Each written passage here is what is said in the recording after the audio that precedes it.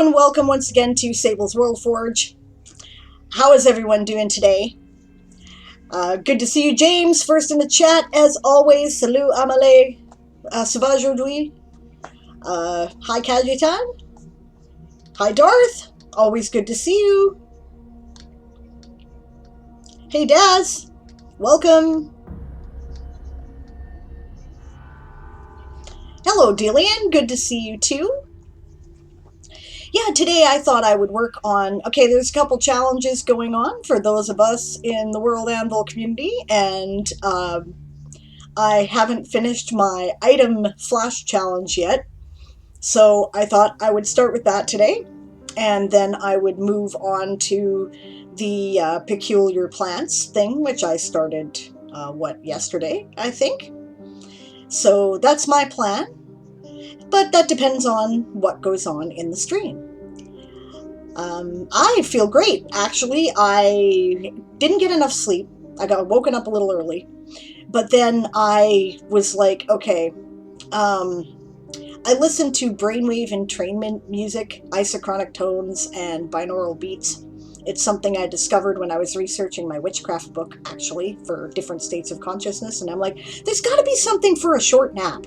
So I typed in quick nap, isochronic tones, and found this neat thing, and apparently NASA's done this research that if you do like a 28-minute nap, which they'll do when one pilot is flying and the other one is like, the other one that's sitting in the seat naps, right? Because it lasts a while. So this is something they do to keep, mentally alert and raise their creativity and stuff. So I found this thing and it had this, brought your brainwaves gradually down and then kept it at a nice, delta level for a while and then brought it back up and had this rather pleasant alarm, actually, to wake you up. And it was perfect. It was just brilliant. I feel great. I feel much better than I did when I woke up. So I hope you guys are doing this well today. I'm relaxed because I've had at least one day free of the move from hell. I still have to go throw a bunch of shit in the dump tomorrow, but otherwise, I'm doing all right. James says, question, if honey is in the category of food and drink, what category would beeswax blocks come under? I would put them under material myself, right? Because you use them to make different stuff. Oh, what's the deal again for the item? Asks Amelie. Come up with a unique, magical, or, funky item, and the guy from Bonus Action, who is also an Anvilite, will, if he likes your item, draw it for you.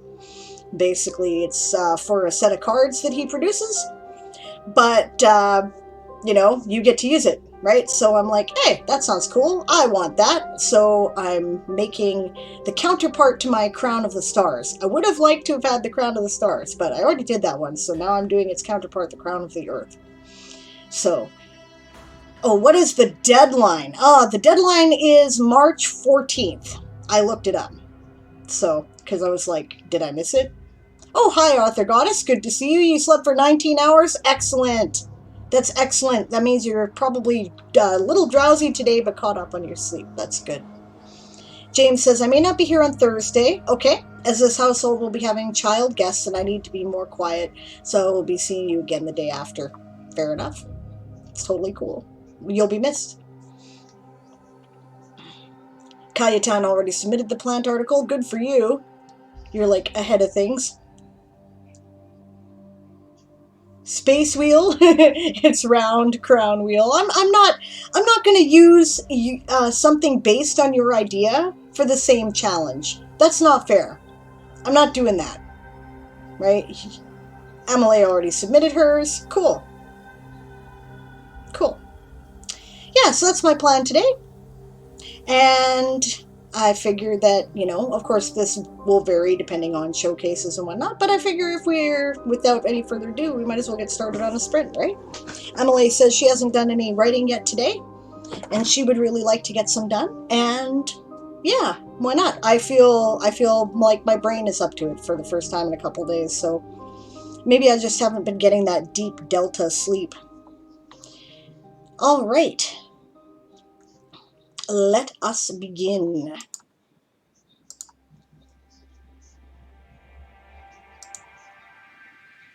I know it's like only quarter after and we're actually working. All right.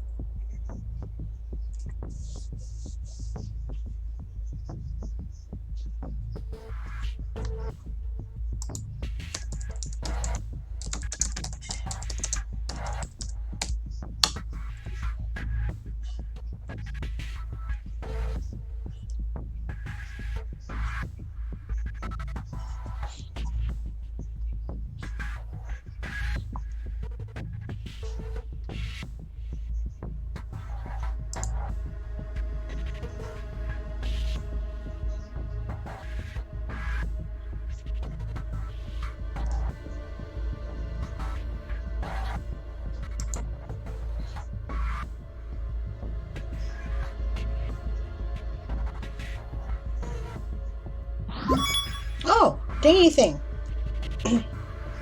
Hello, Harold. Good to see you. How are you doing today, and how was your stream? Hey, Makaro. Good to see you. Yes, I'm actually writing, because I didn't get a showcase request until I was already started the sprint. I know, it's nice, eh? But that's okay. We'll definitely do the showcase. Daz waited patiently. She wanted to do it yesterday, but she was being nice to me because it was my birthday, so we will do it today. And besides, I want to hear about Fox Fairchild. I'm interested in this character.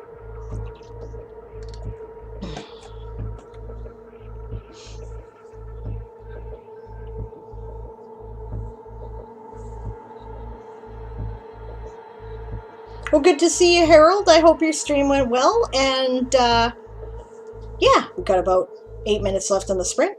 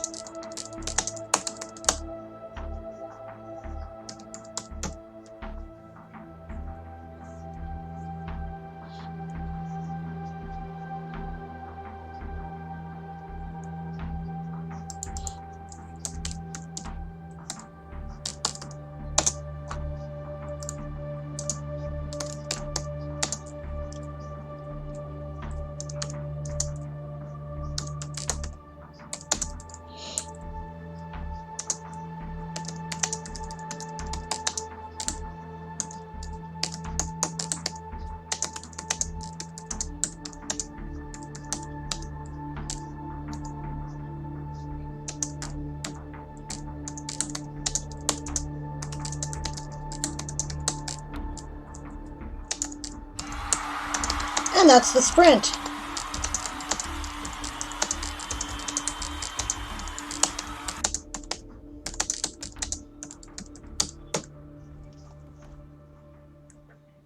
How did everyone do?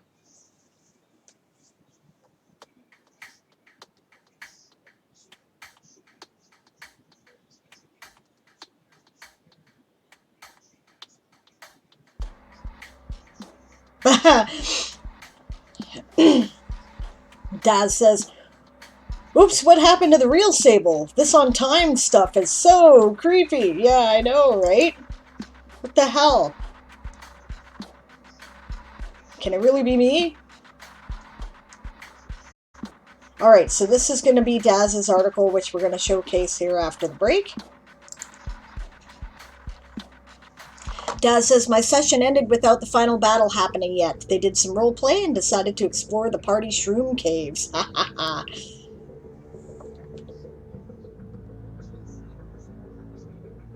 Yep. Makara says, I'm busy with the rat cage. Worked on side job today. This week, 40 hours work, 14.5 hours side job.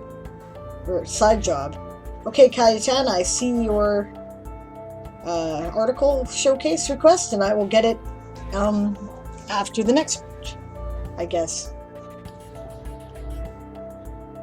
Alright. Hey, Satrium, nice to see you. Welcome back. How are you doing? Yep.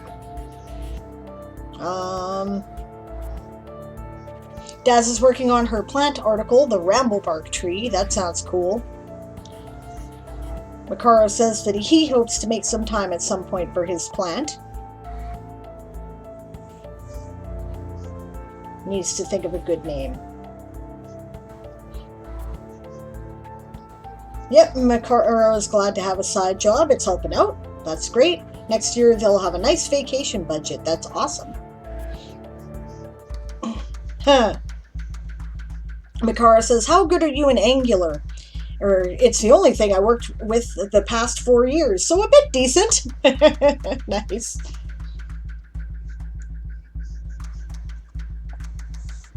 Yeah.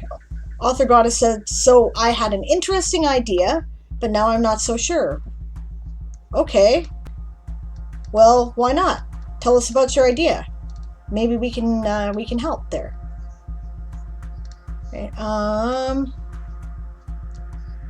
let's see. Makara says, by the way, am I the only one that wants to write a bunch of plants just for fun, even though they don't fit in my current settings? Nope, not at all. I can easily get totally lost in this, actually. I really like weird plants. I'll just, like, pull them out of my ass when I'm writing. I'm writing along, I'm doing my world, all of a sudden I come up with something. I came up with an herb called Witch's Eye that way.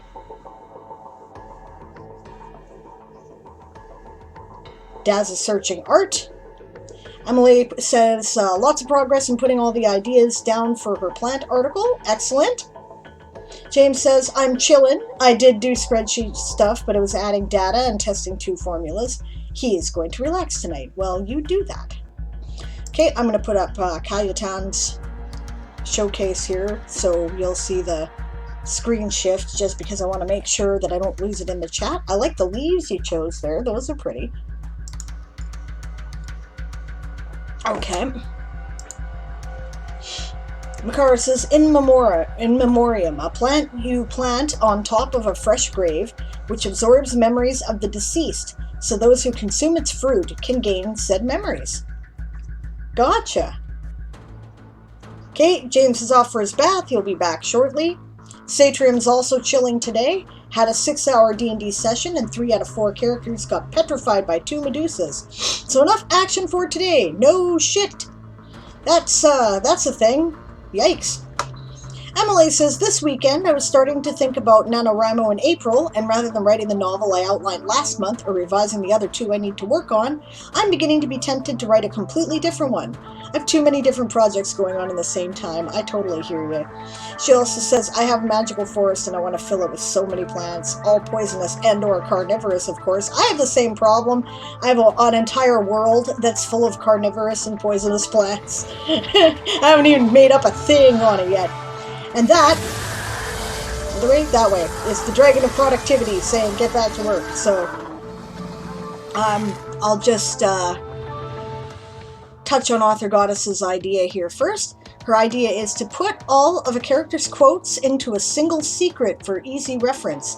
That is a lot of dialogue for most of them. My characters are awfully mouthy. That's cool.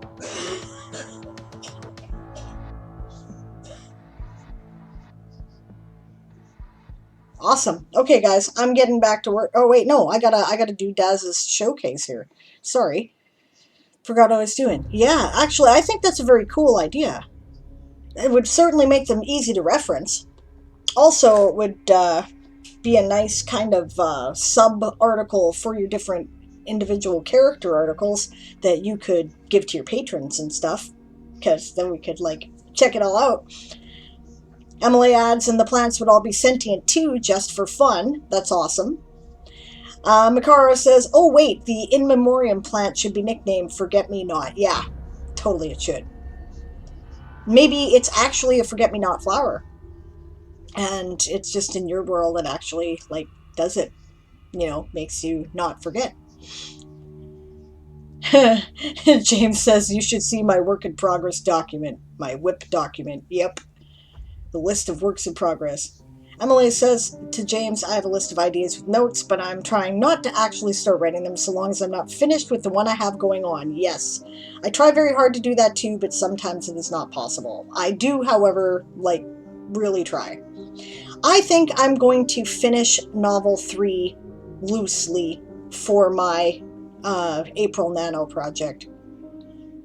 And if you want to come here for word sprints, we'll do that.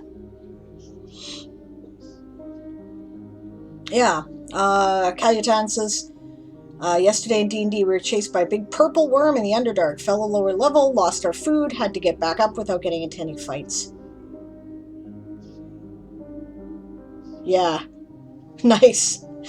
Author Goddess says, well, I have a big series, yep, and the overarching plot needs to reference things that happened several books prior. This is part of the reason why I started putting shit together in World Anvil and why I'm doing a timeline. Okay. Alright, let's read Daz's article. Just to re-share the link.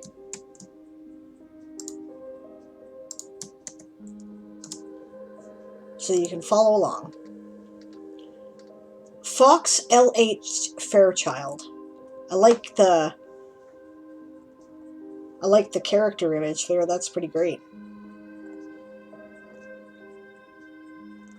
And I also like they use the telescope icon. That's, I immediately know he's an explorer. Okay. First years. I do not remember my parents. According to grandfather, I was 3 when they died, and he adopted me. Though they were sainted right after their deaths, nothing is written of what truly happened. Only the plaques set by their wax statues in the Hall of Saints hint at it. I always suspected grandfather knew more, but never told me. I am certain he was either sworn to secrecy, or he felt he had to protect me. Whenever I became persistent, he became too bothered with my questions, and gave me a rap or 3 with his staff. Yeah, different standards, different times, right? Temple Library. You know what? I found this picture too, and I'm going to be using it for like a big library at this picture, this one in particular, because it's beautiful and it's got all that, you know, and there's endless books and it's got that beautiful ceiling art. And I thought I would use it for the library of the Cimarron University, which is like, you know, the magic study academy in my universe. So that is pretty awesome, actually. You have good taste, is what I'm saying. Nobody will know the difference. And the archives lamp is pretty neat. I like that. Yeah, Heim Temple Library, Heim Archives lamp. Even the fancy lamps in the archives had stories. That's a cool idea. My earliest memories are sitting on a quilt with my toys while grandfather's voice told me stories about whatever it was he was working on. He worked in the library and sometimes in the spooky archives. Hey, I was very little then. Being underground was very spooky. That's cool. Well, this is a good picture. Mother's wax statue? That's a fucking sword, isn't it? That's like a cloud sword from Final Fantasy. That'll give you something to think about if you get hit with that. Also, I like this. This is like the elf armor, if I remember correctly. And I liked all the metallic colors you used in it. Very nice. There were more than books there, so grandfather always had stories to tell. I loved his stories. And though I did not realize it then, he was teaching me history. When I turned 6, grandfather packed fewer toys to make room for my slate and chalks. This quickly turned to writing words and then sentences. He would still tell me the stories, but I had to write them down until my slate was full on both sides. Along with words, he taught me my numbers. Simple maths were fun for me. Grandfather made them games. That's cool. Serious learning. When I turned 10, grandfather was about to send me to the Applecamp Monastery, where I think monastery is spelled wrong. I think it's the other way around. Monastery, right? Where all acolytes of Boki are trained. But something changed. He was suddenly sent to work in the Grand Archives, a place that would keep him away from the world for great lengths of time. Instead of sending me to the monastery, and yeah, you spelled it right here, so he packed me up with his other things and took me with him through the portal. Nice. I like your portal. That looks like a portal to me.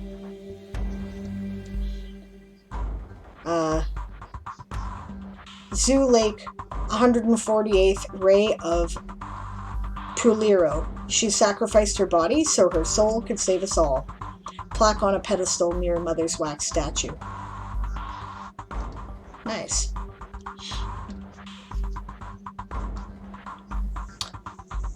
His new position seemed little different from his old one, as he was assigned to the vaults, a place beneath the Grand Archives. His work did not change, though there were more visitors. These visitors were mostly the apprentices of wizards, with a rare few wizards who came themselves. I quickly learned that only noble-borns and the wealthy were taught wizardry. I also learned that such people were arrogantly oblivious to most everything. Things had to be a certain way, or it was just not right, even if it was the truth. I watched the acolytes take advantage of that arrogance. My studies were serious down in the vaults, and all the acolytes took part in my training. Their teachings were strict and exhausting. And this is Father's wax statue. I like the shiny metallic red boots. That's neat.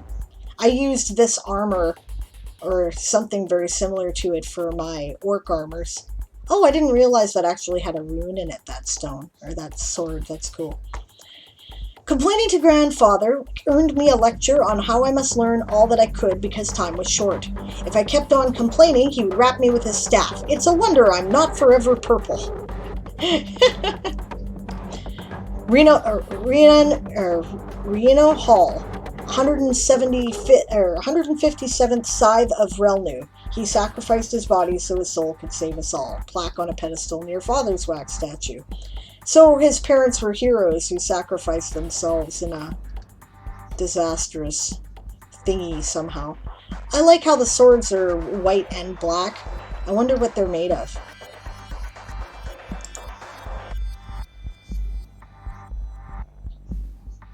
Right. Okay. What few moments I had to myself, I wondered why time was so short that I could not have as much fun learning as I had when I was little. When I was 12, grandfather rewarded me for all my hard studying. He gave me a pair of stone eggs that were each a foot long. They were a puzzle. When I solved their puzzle, grandfather would consider me graduated. For 2 years, I scoured the libraries within the vaults before I discovered what to do. When I was 14, I hatched the eggs. I now had 2 adorable roly-poly gur puppies who grew. Really grew. All grown up now, they are massive dogs, each weighing as much as a good-sized man. Their names are Pepe and Juju. They are adorable. I do notice that these are the same picture, though. I wonder if you can find a slightly different picture of the same dog. Probably not as perfect, but very cute. I want to go pet their big heads. Yeah, this is Fox right here. Yeah, I remember him from the article. Okay. The end springs the beginning. After the hatching of my stone eggs, grandfather declared me a graduate and even held a formal ceremony with the other acolytes, making me one of them. Brother Fox is a fine title, one proudly learned and duly recorded via letter to grandfather, perhaps? And is it proudly learned or proudly earned? And the rest of the acolytes sent to Applecamp Monastery. Soon after my graduation, grandfather revealed to me that he was part of a secret order within the acolytes called the Brethren. Not only was he part of the Brethren, but he was their leader, and it was becoming their leader that led to his working in the vaults. He further explained that he only told me now because things were going to be very bad and we must expend all efforts to prepare. And by we, he meant me, as he was going to be terribly busy dealing with things. Most importantly, I was still a boy, so no one paid much attention to what I did. Lists. He gave me lists of things to do and places to go. His notes scribbled on the lists are as frustrating as trying to get everything on his list done. Bring this here, that there, pack these here. No, not like that, like this. When I was 16, the terrible thing finally happened. It was called the end of instant and truly changed our lives. I might have to look that up so that I know. I think you shared this article before about the end of instant.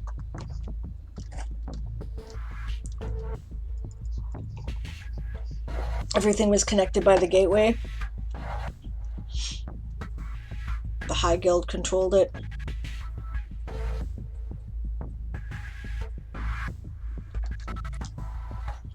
The gateway vanished 3 years ago. Okay, everybody was stranded. Okay, it may have been terrible, but at the time I was relieved and eager to start our new life. I had dreamed of life being far less hectic. Grandfather and I took to living aboard his keelboat called the Gosling, with half a dozen other brethren who served as our crew. We became spice traders. Spices had always been a passion of grandfather's. At his insistence, they soon became a passion of mine, with the occasional rap from his staff if my passion seemed to wane. Along with spices, I was taught how to sail the Gosling and to command it as its skipper. So much for the far less hectic life. This was so grandfather could work on his other plans. Plans he kept secret from me, but not the crew. My, how typical of him. 3 years later, things took another terrible turn. Grandfather was murdered by mage fire. Now, I must find out why. Huh. Now I must get these back. Wheel of Wandering. Garzio Indar. Yes. Garzio is such a troublesome tome. Of course he would get himself stolen during the murder. That's cool. It's presented beautifully. The art is great. And the story is fascinating. Hello, Natalia. Good to see you.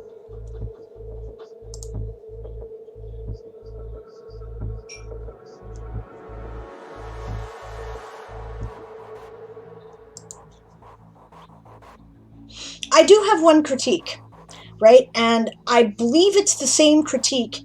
I happened to be, I don't think I was talking in the stream, I think I was lurking, but I was watching one of Author Goddess's streams, and, because I was getting ready to go to bed, and I often lurk in streams when I'm getting ready to go to bed, but I don't start conversations because I don't want people to feel like I'm, screwing off on them or abandoning them if I just leave and go to bed. I want the freedom to just go, okay, I'm tired, I'm going to bed. But I do listen, right? And I remember that in this stream, she was telling you that she learned a lot about the grandfather in this article, but we don't know a lot about Fox, right? Like, to me, and there's nothing wrong with this, right? There's nothing wrong with this, but to me, this article is less about Fox and it's more about Fox's grandfather. And it's being told in the second person, right? Second person being the point of view where another character, right, is telling about their experience with the character that the story is actually about, right? Like the novel Shane, I remember I was introduced to this concept in English class way back when. See, I know that, from this I know that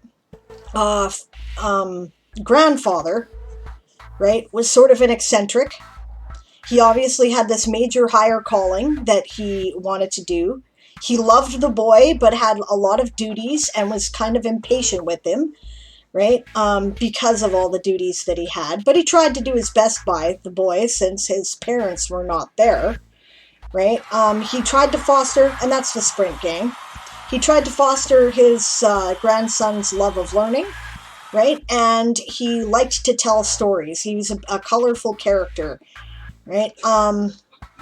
Okay, but I don't know a lot about Fox. What I know about Fox is that he was quiet, right? He, like, we don't really hear how he reacted to being restricted from giving information, you know? Whenever I became persistent, he became too bothered with my questions and gave me a rap or three with his staff. Okay, did that make him angry? Did he, fight to find out more information? Did he try to sneak around his grandfather? We don't know any of that, right? Did he yell and stomp off for, or did he just kind of go, well, okay, I trust grandfather, right? We don't know that either, right? And that would be, like, useful information. Do you see what I mean? Right? Like, it's still cool, right? It's a good article, and I like the world you're creating here.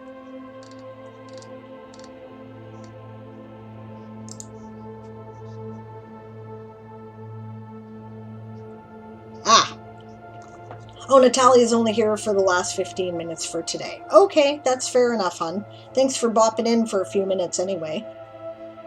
Fox is only 19 and still trying to discover who he is, so he doesn't really define himself.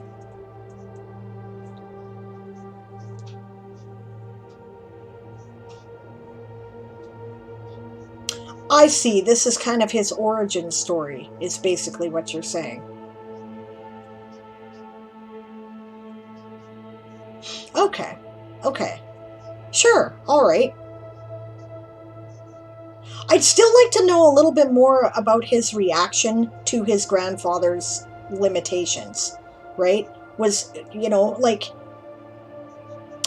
I get that he's a little embittered by it at the end, because how typical of him, That gives me a sense that he's, sardonic and impatient, right? A little bit, but otherwise, we really don't know how he reacted to all of it, right? Like, if he's sort of a shit disturber, right, then we might hear about, I was always in trouble with the acolytes for crawling into things I shouldn't be in and reading books I shouldn't, and, I was an angry child, I ran away frequently but was brought back, whatever it is, right? Like, or I was frustrated by being limited, by my grandfather's limitations, but I figured he would tell me in time, so I accepted it, Then I know he's patient, right? I want to hear more about how he feels, I guess, is what I'm saying. But other than that, it's cool. Yeah.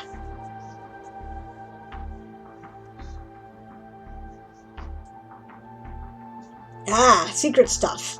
Cool. Alright, let's see what else I can get done in the chat here before the break is done. Okay. Amelie says, my last washing machine is finished. I'm going to hang my clothes while listening to the showcase. That's cool. Satrium says, it's something called variables, which pretty much allows you to define stuff in one place and use it in many. Okay. I might hold on to doing that. There's a feature in Alchemist testing. Yes, they just started doing this. I don't really understand it yet, but I definitely would be interested in that information for sure. I haven't really had a chance to look at it in the Alchemist channel yet. Kaya-chan says to Daz, do you know where in real life is the Archives lamp? There's something familiar in that picture. Oh! Thessaloniki, the city that Janet and Dimitri are living in Greece. Cool. Well, if we ever go visit Janet and Dimitri, we're going to have to go look at it, right? Ratscape? Uh-oh. Volta slid down the side of the couch. Fortunately made enough noise that I heard it. Well, good, you got him. Sneaky goblin Sable. Okay, so that's the get back to work noise. So I think what I'm going to do is that I am going to put up the break timer. As always, use it like a sprint. I will be doing the same when I get back, but I've got to take a bio break. So I will see you guys in a few minutes. And when we're done that, we'll do Calutan's article. I'll be right back.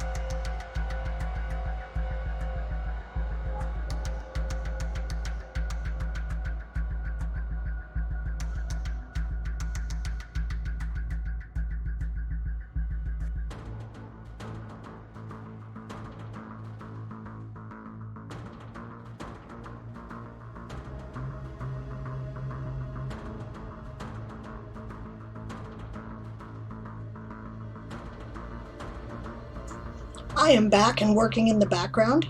Hello there, Mar. Good to see you. I'm glad you got some sleep. I am currently working on my item flash challenge because I'd like to finish it up before I really get into the plants challenge. What are you working on today?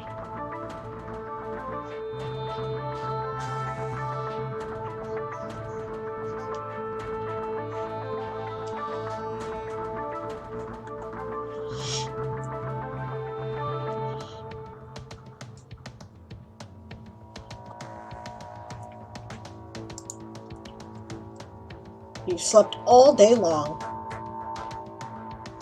Not happy about it. I don't know, sometimes the body needs sleep, you know?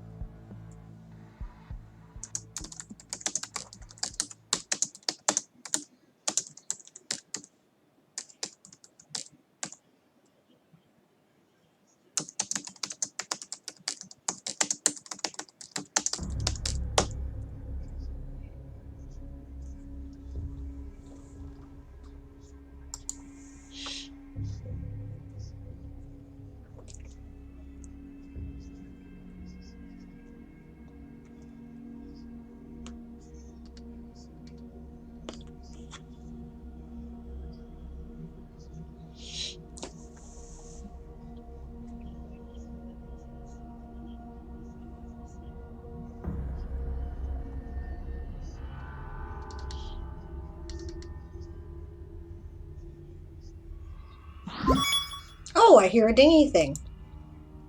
Oh, hello, Angstase. Thank you for the raid. How was your stream? And welcome. Mars says, spent the last of my money on takeout and need to go shopping tomorrow. I'm not going to have any food. Yuck.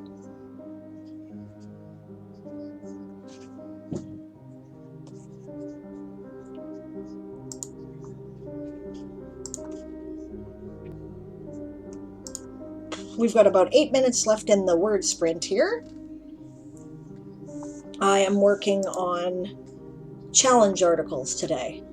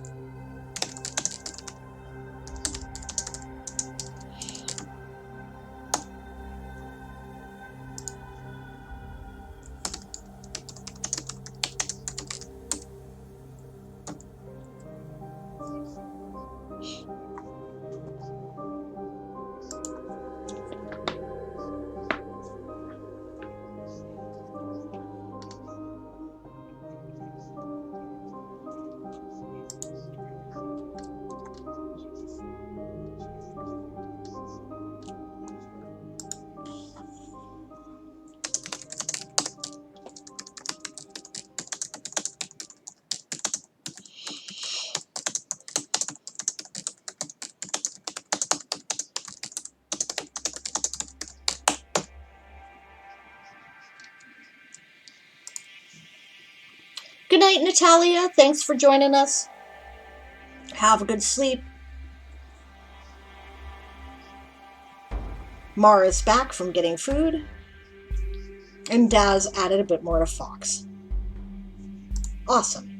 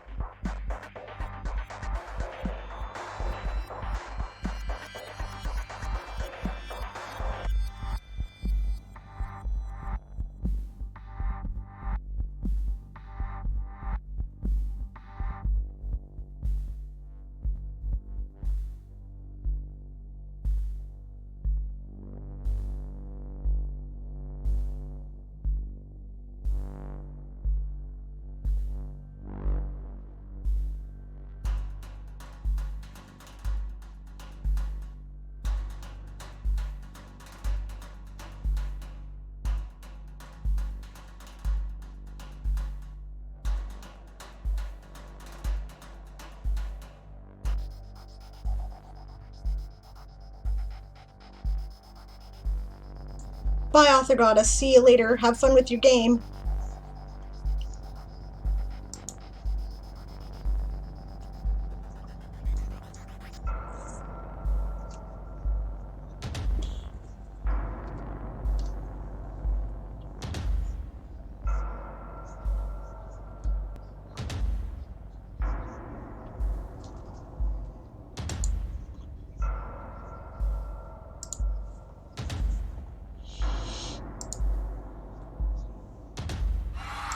And that is the sprint.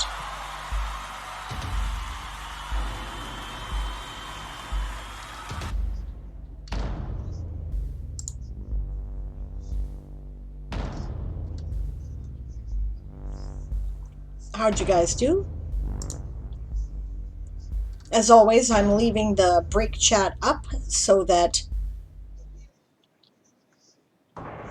I can, you know, kind of maintain the rhythm of things and not reset the timer.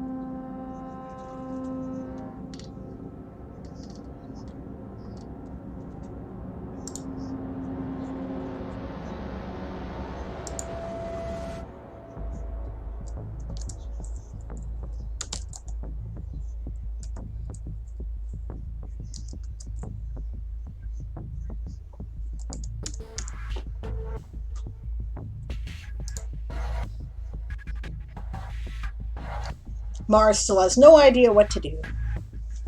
That's frustrating. Amelie says, lots of progress. I have almost 900 words. And I still haven't described the plant. Makara says, rat cage decorated now, sorting bedding versus remaining food. Makara says, I'm using different bedding, so the old bedding must go. Ah, the timer says to hydrate. Okay, hail hydrate.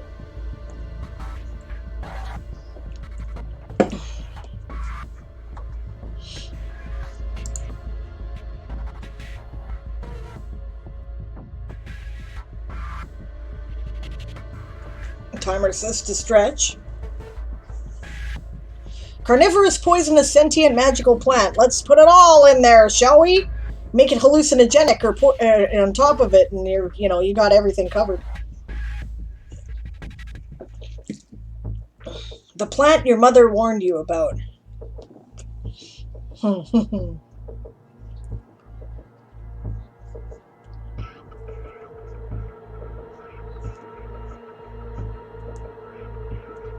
And I've also managed to incorporate gigantic sea creatures nearby in the same article. That's cool. I'm actually incorporating my trees of life into my star mushrooms, because of course they're a parasitic plant that grows on the bark of the trees of life.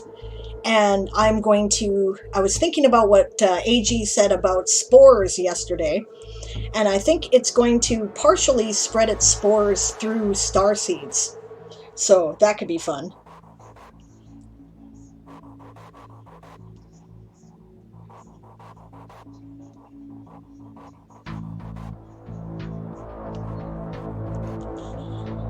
I think I'm going to have it that the spores don't actually grow on the starseed, like the starseed itself. It just kind of, I'm saying hallucinogenic, yeah. Yeah, the plant your mother warned you about, but, yeah, I'm going to have the spores embed themselves into the surface of the star seed, but they remain dormant until the star seed sprouts, or if the star seed is male and it pollinates, then it's going to spread the spores with the pollen. The plants are sentient. I'm sure they would like to be hallucinogenic. Yeah, that's cool. It's funny. I was just teasing about, you got everything else there, all the plants they warn you about.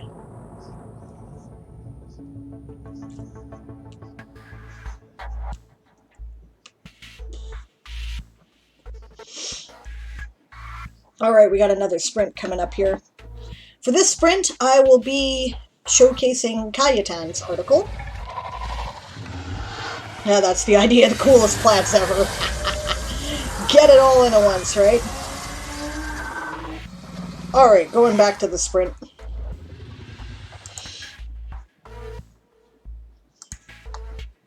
And where is Cayetan's article? There it is. New Warsaw's hogweed. Okay.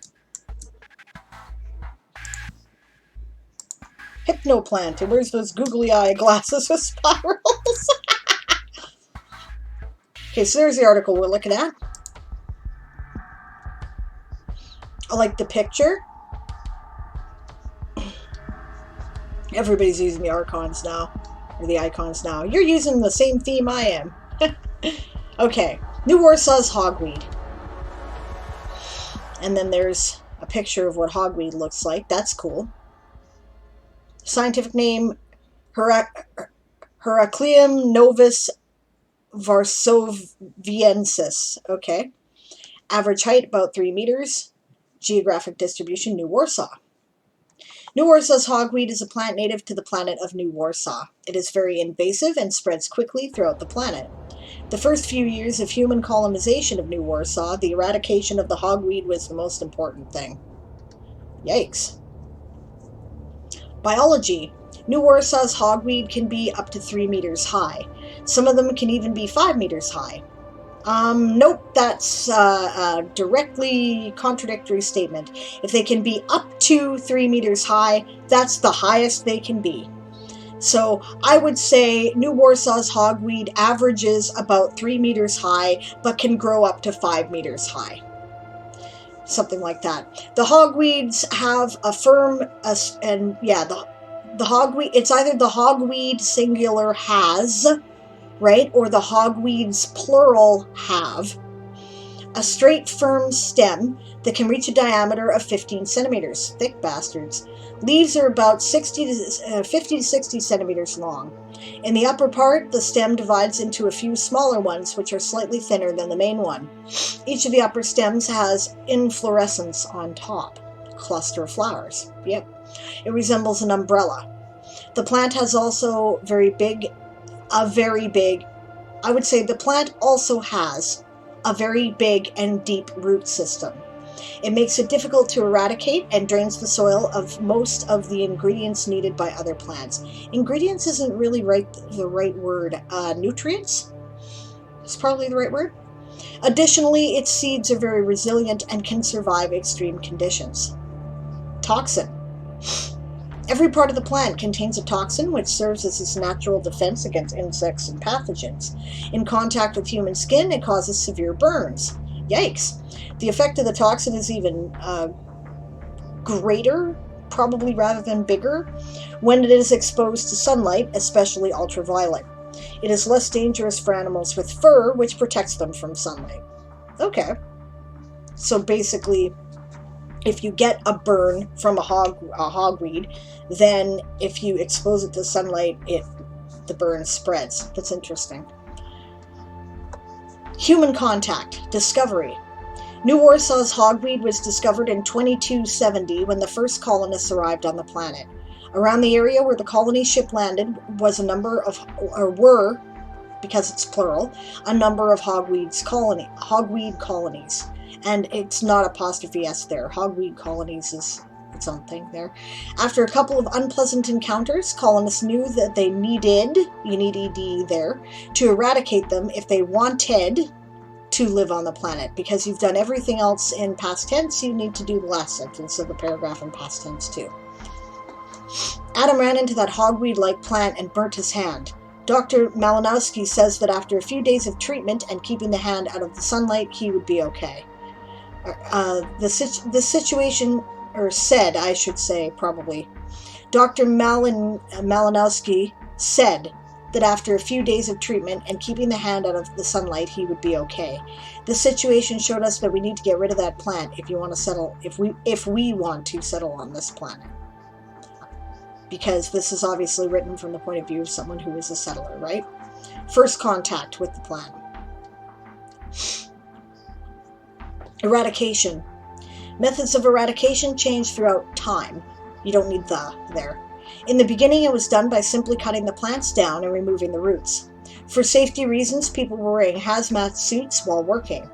After a couple of years, it was observed that the cutting had little effect on the plant's population. It was spreading too fast. As a response to the plant's fast spread, a new method of eradication was introduced: fire. That would be a colon you want at the end of introduced, not a comma. People in vehicles with flamethrowers were deployed to hogweed colonies. This method was much more effective than just cutting, but it was still I don't know that word. Sisyphean labor. Okay, yeah, fair enough. Luckily, the settlements were safe. Why were they safe? I need more information there. Burning brought good results and was able to contain the New Warsaw's hogweed in isolated areas, but it still was a nuisance and a threat. In 2340, scientists developed a substance to kill the plant and stop it from spreading. It worked by killing roots and seeds of the plant. The colonial administration approved its use without hesitation. After a few months, about 90% of the hogweed's population was dead. The remaining 10% was in remote areas from which it was impossible for them to reach settled areas naturally. Well, what was it with the comma near fire? It needs to be a colon instead. It needs to be this.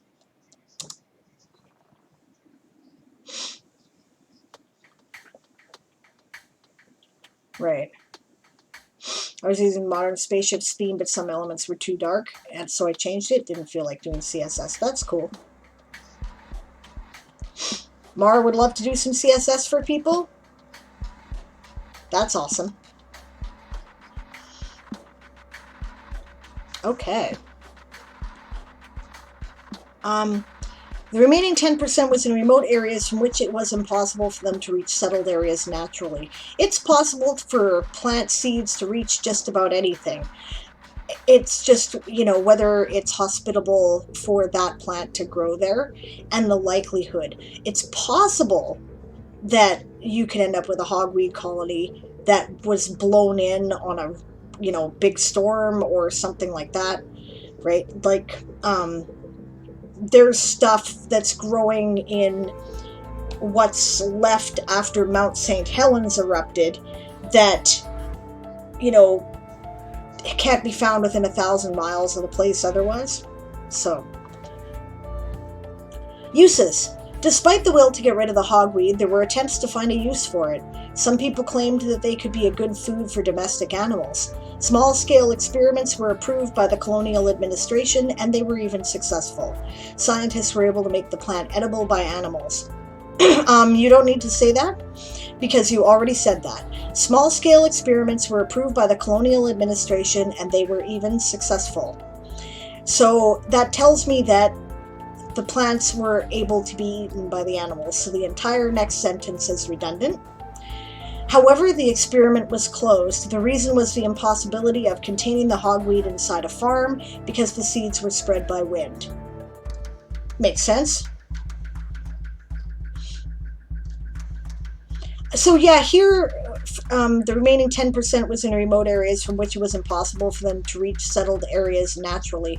I would change that to the remaining 10% was in remote areas from which it was nearly impossible or highly unlikely for them to reach settled areas naturally. It's not impossible. I mean, if it's blown by the wind, it could get there. Name. The plant received its name due to a similarity to a plant existing on Earth known as Sosnowski's hogsweed. Sosnowski's hogsweed was a plant which caused many problems. Oh, why did it go up there? Okay, in Central and Eastern Europe in the second half of the 20th century and in the 21st century. You're missing the E on this the here before the 21st century in the sidebar. And, you know, it's a typo, obviously. Right. Similarly to the New Warsaw's hogweed, it produced a toxin which caused burns when the affected skin was exposed to sunlight. That's some good information there. I didn't know about that because, of course, we know about what the noxious weeds are in our own area, but not in other areas, right?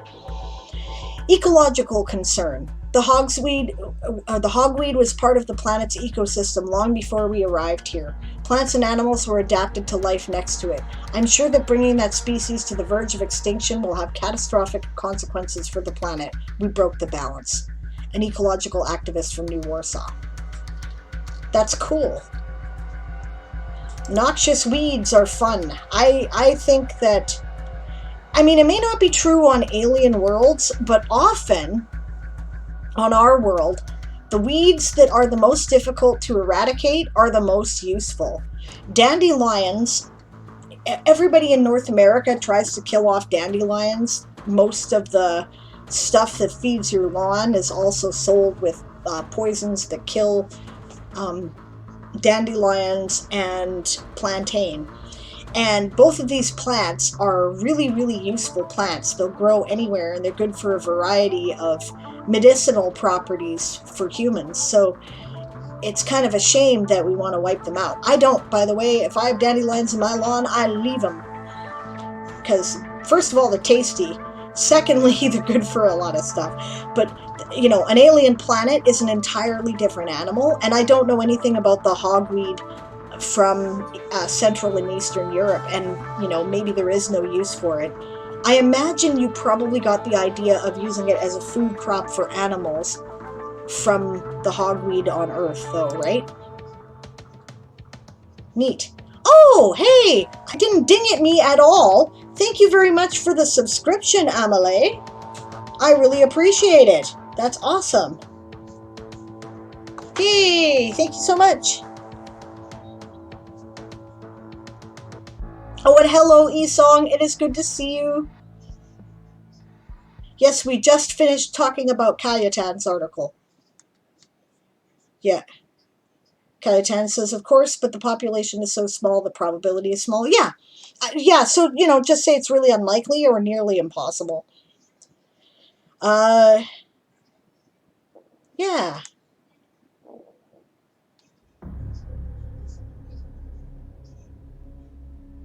Yeah, I only caught the end of it, but I like the idea a ton. I like the fact that somebody's doing a weed. That's great. Weeds don't get enough love. Kayatan says the Earth one was used in Poland for cows, brought here by Russians, Stalin, and now causes problems. Aha. Yeah, see, that's just it, right? Dandelions are a little bit like, you know, they're a bit of a problem in North America because we don't have much that'll just kill them. But they're useful, right? And, you know, yeah, invasive plants are a thing. Some people call it Stalin's revenge. That bad, eh? Well, I guess if it leaves burns. There's a plant like that that looks nothing like this plant. This plant, the way it looks, kind of reminds me of the way yarrow looks. But we have a plant here called cleavers. It's a windy vine kind of thing, and it grows up flowers and shit like that in your garden, and it'll leave a stinging burn if you touch it with your skin too, which is also aggravated by sunlight. So, you know, not as severe as this shit, obviously, because, you know, alien weed. I like the concept, that's great.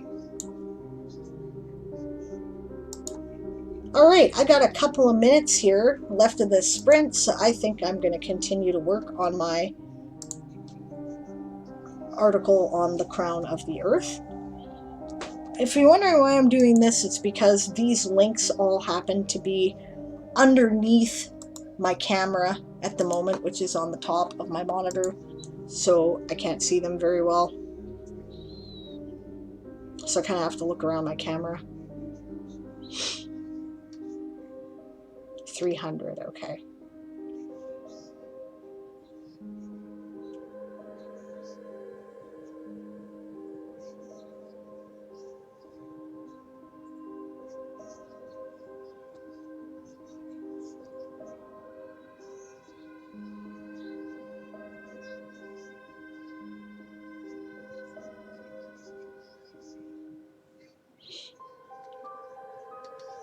Okay.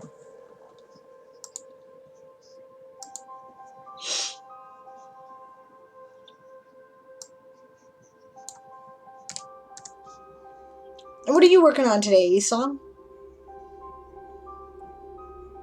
935 word article. Nicely done. I wish I could be so brief.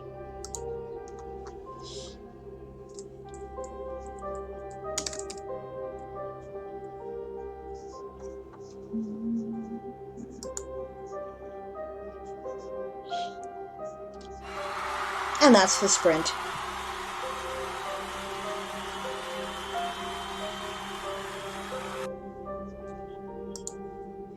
Well, I guess it's chat time here. Brief, it's one of my longest. I know, you're so good at being succinct. I wish I was. I have to babble on for a fucking year, you know?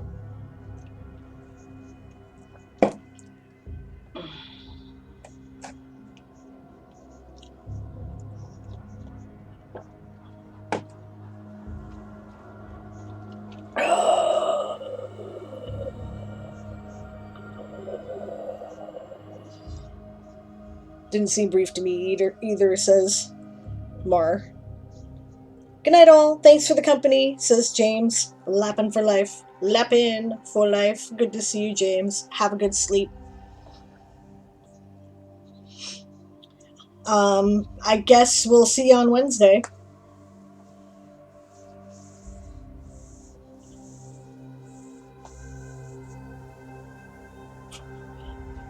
So, Esong says, on a completely different topic, I am now completely vaccinated. Excellent. I'm very glad to hear that.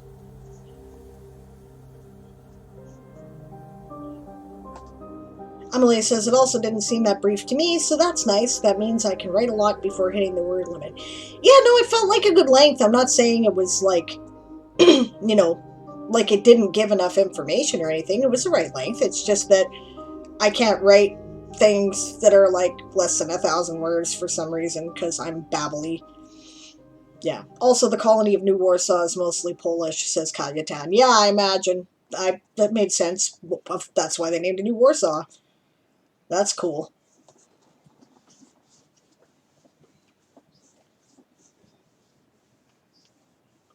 Yeah, Onshaze says, excellent e-song. Or will be in a few weeks. Yeah, because of course you gotta wait like 3 weeks before all of the, like, antibodies have sufficiently developed that you do have the immunity. Yeah. E-Song says, I will say the second vaccine shot is a lot worse than the first, but it's bearable and still better than COVID. Yeah, I believe it. I've heard that from a lot of people.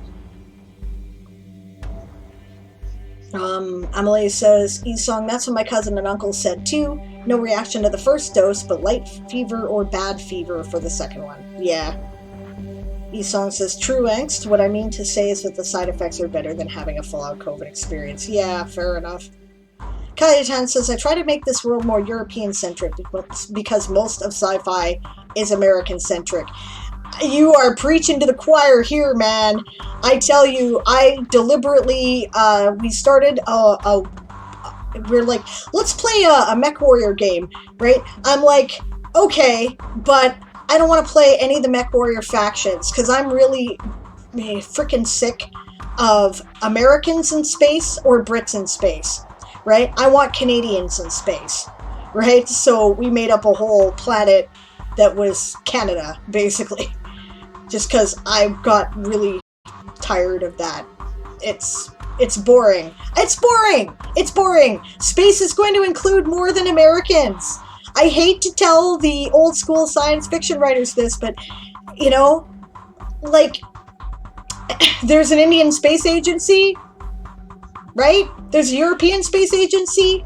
There is a Chinese space agency and a Russian one. I mean, everyone figures it'll be Americans and Russians in space, and they've been fighting about them, you know, writing about them still fighting generations from now over planets. You know, give me a break, right? But, I mean, the fact is, you know, if you're going to have a war in space, you have to have a reason. And if we're colonizing other planets, there's no need to have a war. You don't want to be near this one planet? Fine, fuck off, go find another planet. There's a million of them out there, right? Billions of them. Yeah. Yeah. Yeah, I agree with Emily. I've already told you, Kajetan, but I love all the little Polish details you include everywhere, like the name of the plant here. Yes. Yes, exactly. Right? It's really cool. You know, David Weber included a significant Polish population in the future space societies of his Honorverse space opera series that are they're really important to the plot too, right? I recommend you check it out. You don't see them right away. They tend to appear more in the later novels, right? That would be way too reasonable, says Emily. Yeah.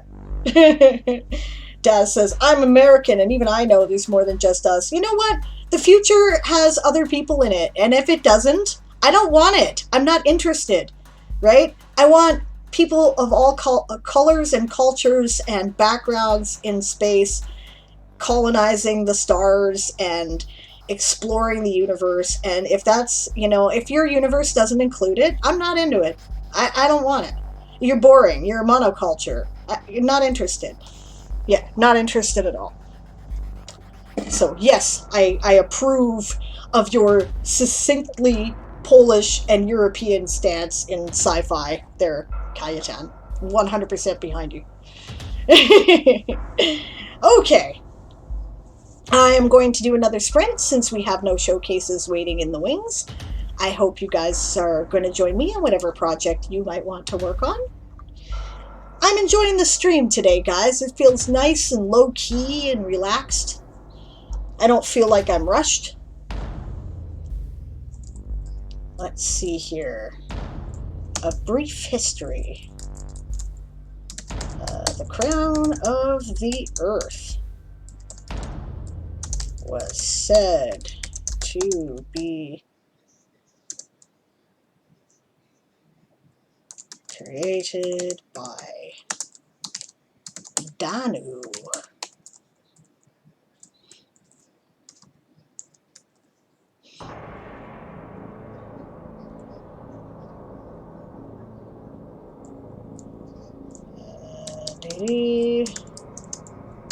For Frigga, deity, herself, with aid from, who's my tree god?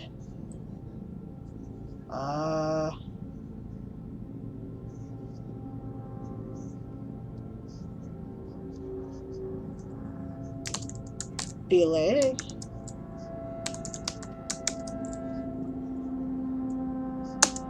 Too bad AG left, because I'd be able to just ask her what the Norse god of the forest is. Let's see.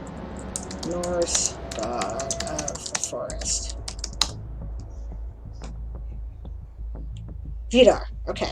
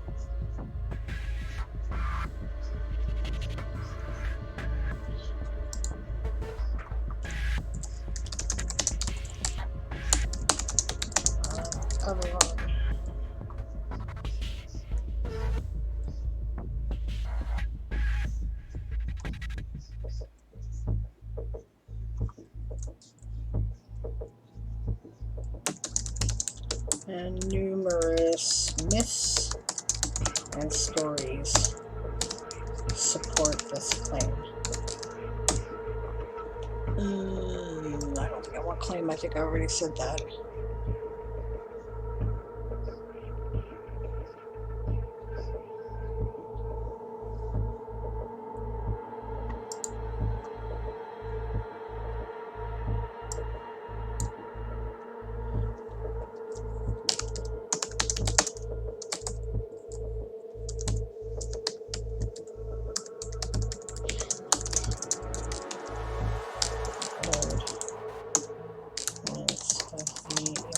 Records and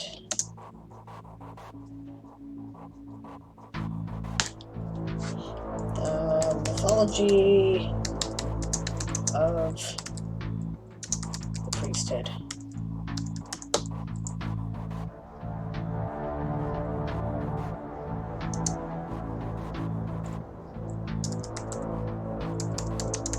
Others claim it was formed by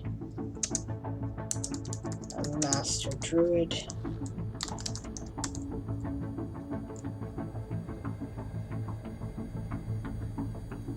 in service to the crown.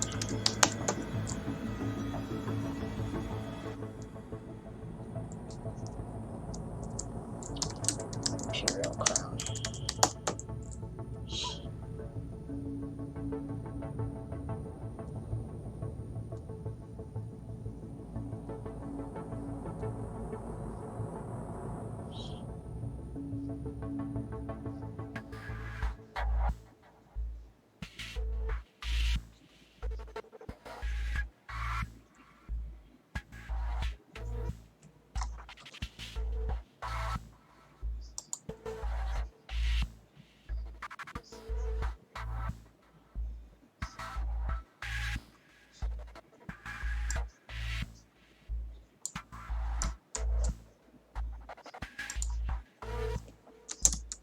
No reason to change that.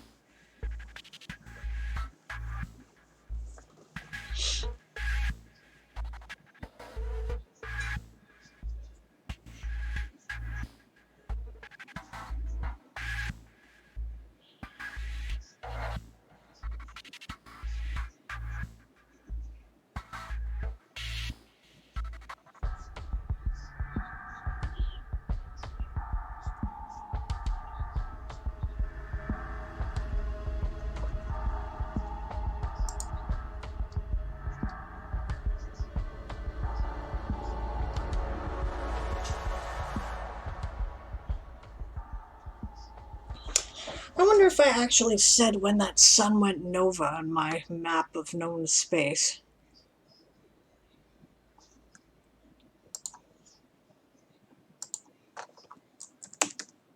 Known space.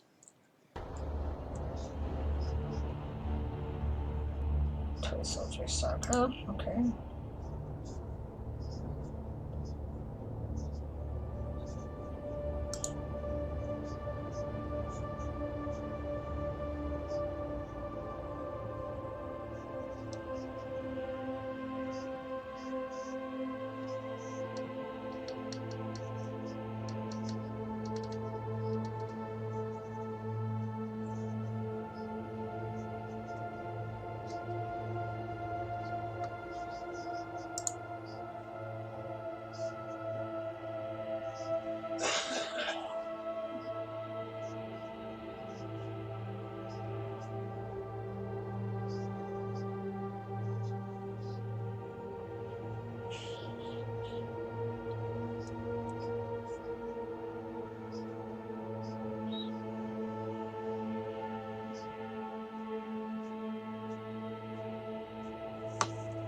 Okay.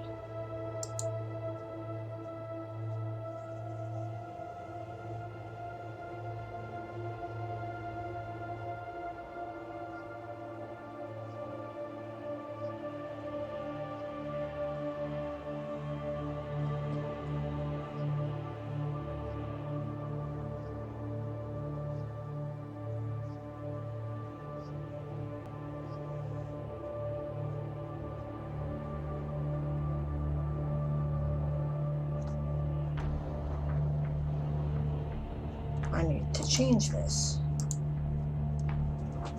Actually, I need to edit that link on this page.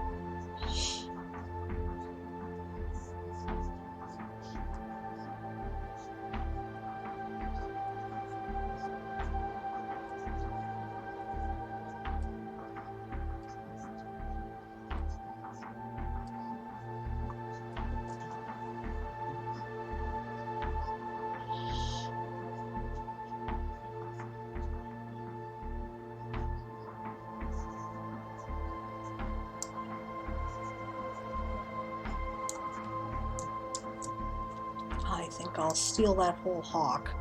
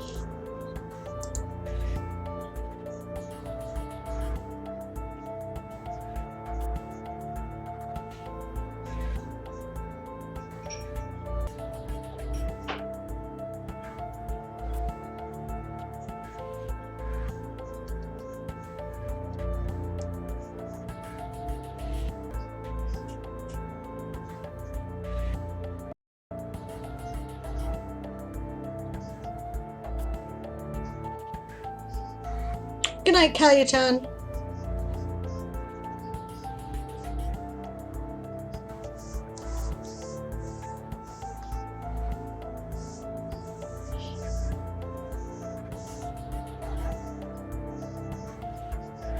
Yep, that's right. Kalyatan says, I googled Polish characters in Honorverse, and it seems he chose names difficult to pronounce by English speakers with a big smile. Yes, yes, yes, he did. Uh, Culturally inclusive. Yes, I approved.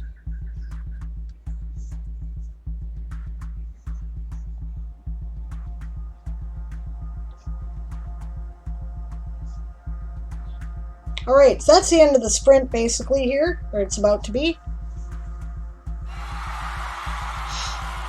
Mars says, I wonder if that's why Gundam Wing was so popular. Probably. People would like to see somebody other than Americans in space. I would. Esong cheering us on. Daz still working on her plant. Emily cheering us on. Carol verse Mars struggling with writer's block. Grr.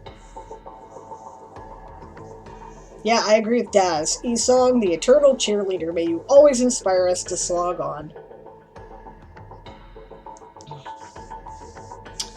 Okay, we'll address writer's block here in a minute. Emily says, we have those great leaflets that can be used to identify plants at the university, but I've stopped teaching first-year biology students. Yeah. Emily suggests that Mar write about a plant. And Mar says, I can't write about something that doesn't exist in my worlds.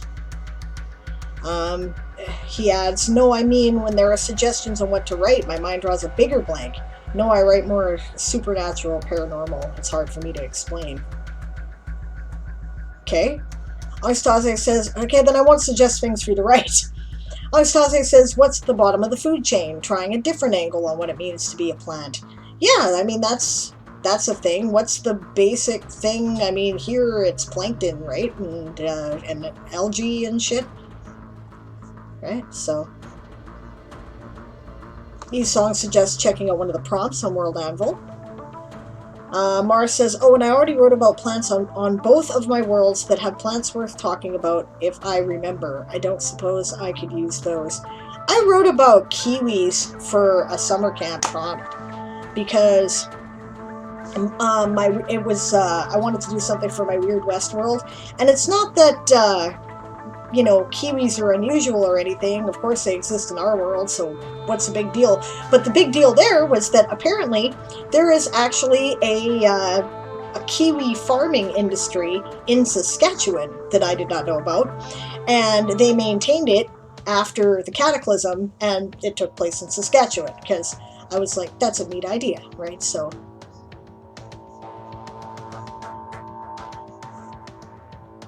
you could use those there, Mar, if you haven't, submitted them, can you use old articles for new challenges is what you mean. I think this time you have to click on the, well, actually, no, in this case you probably could. If the old article is short enough, like if it's just a stub article, less than, I think, 500 words or 100 words, less than 100 words, right? Then you can just reset the date on the article, which I will show you how to do. It's over here, right?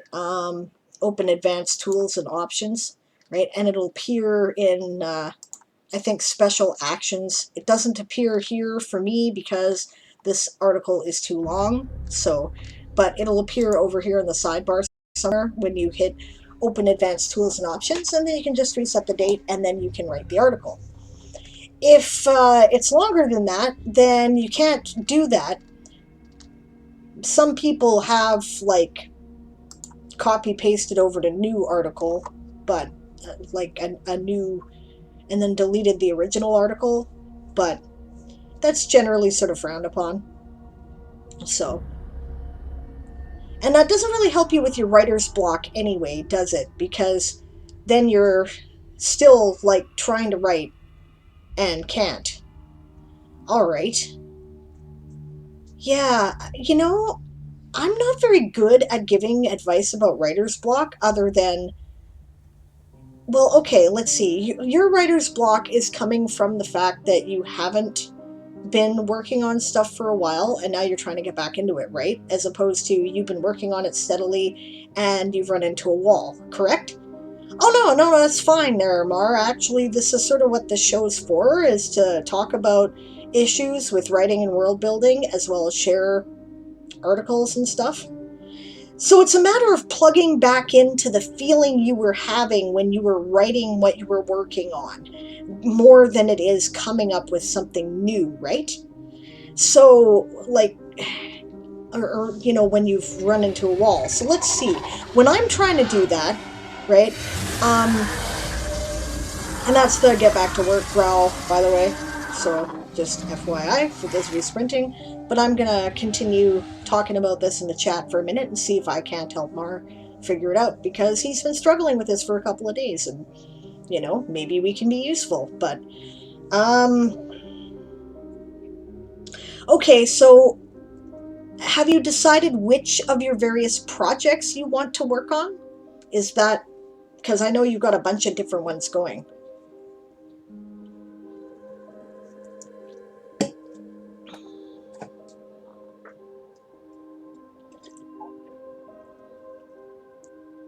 No, that's the main problem. Okay.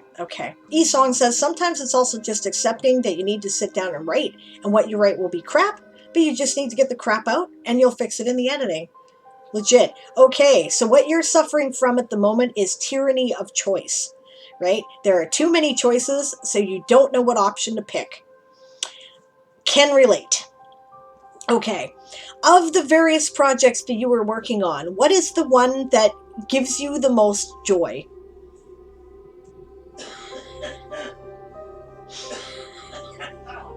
I mean, there's different ways to prioritize, right?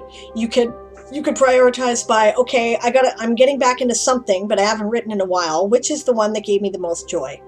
Or you could prioritize in terms of which is the one I'm closest to finishing. Probably God Noise right now. Okay, so I like God Noise. That was one of my favorite projects of what you were doing. I was keenly interested in what you were writing there. That was some good shit. So maybe it helps to know that somebody else is interested in what you're working on and would like to know more. Sometimes that helps me. So that's legit. I want to know more, so I'll offer you that, right? What I tend to do is I go back and I start listening to the music that I was listening to when I was writing, whatever it is that I was writing. Like, I make playlists on YouTube for most of the stuff that I write. You don't hear it on stream because it's all copyrighted music. I can't stream it, but I do listen to it. And when I'm not on stream, that's what I do. Although I'm starting now to identify with some of the stuff that I've been, like the music in the stream, to write too, because I've been using it for that purpose. So, but yeah, I start by going back and listening to stuff that I was listening to. I watch some things or read some things that I was watching or reading when I came up with the idea in the first place. Like, if I feel stuck on the Toysoldier saga, right, I often go back and I read the Vorkosigan saga again, right? Or I read the Honorverse, or I read Patrick O'Brien's Aubrey Maturin books, because those were all major influences for stuff that I came up with in the Toysoldier saga, right? Sometimes it can help if there was a movie that was inspiring, then you can put that on in the background. Okay, Daz, see you later. Thanks for joining me today. Have fun with your family time. Right, like all Master and Commander, which is based on the Patrick O'Brien books that I was talking about, was also a major influence, so I might put that on in the background. Or Band of Brothers is another influence because of the grittiness of the war representation. I've seen it, so I don't have to pay much attention to it. I just put it on in the background and then, kind of let it jog ideas, right? I reread what I've written.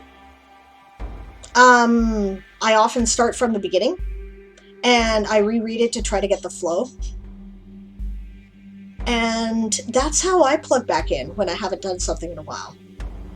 I'm going to be doing that in the near future with the Weird West stuff, actually. So hopefully I can put my own advice to work. But I don't know, maybe some of that'll help. I'm definitely interested in God Noise. I thought there was some really cool shit going on there. I don't even know what's going on in the world yet, and I want to know. Right? So, you know, yeah, rate that one.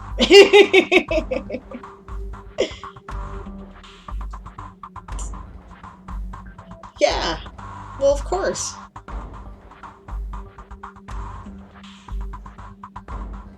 Let me know if any of that helps.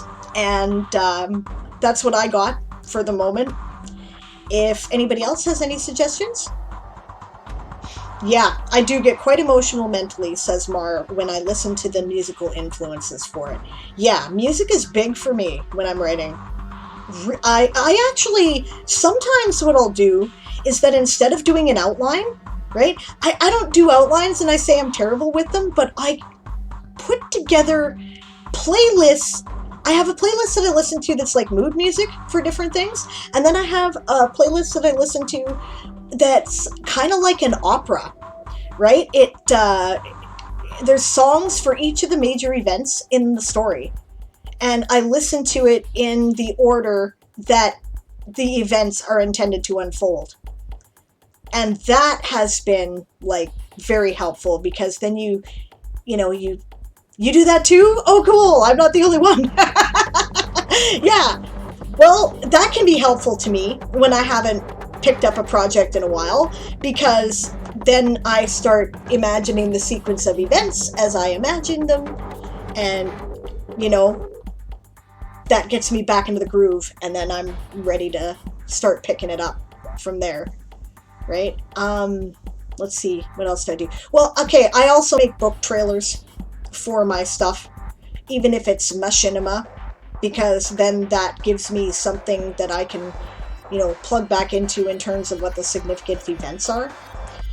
Right? That doesn't help you if you didn't do it the first, when you first created it, though. So, but it helps me when I'm sometimes going, okay, I'm stuck, right? I go back to the book trailer that I made, and then that tells me, okay, this is what I was trying to accomplish with this book, right? And that helps to focus my thoughts, especially when I'm having ADD moments, right? So, I hope some of that helps. And, yeah, for me, it often comes back to the music, too, for sure. So. Peas in a pod, I guess. Cool. I'm glad if they help. That's great. All right, I'm going to use the rest of this sprint, I think, at this point. And I'm gonna finish this up. I might actually be able to finish this item today. I'm probably not gonna finish my plant, but I'm probably gonna finish this. I'm pretty close to done. And I've still got about an hour, so awesome. I just have to write about, okay, what I have to do now is remember when the fuck the explosion was. I had a thought. Did I put it in my timeline? I bet I didn't, but I should look it up. Because the sun went supernova, and that is what happened to cut off the Avalonian Empire from the homeworld. But that happened before the Succession Wars. So I was hoping that I had it in this piece of information right here, but I'm a dipshit and I did not put it in there yet. Maybe because I hadn't decided. So let's go to, where is my article thing here? I'm thinking out loud now. Still looking around my camera.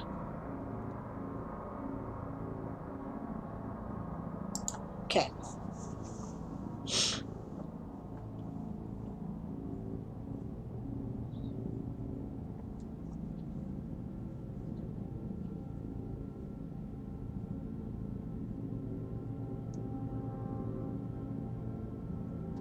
Okay, timelines.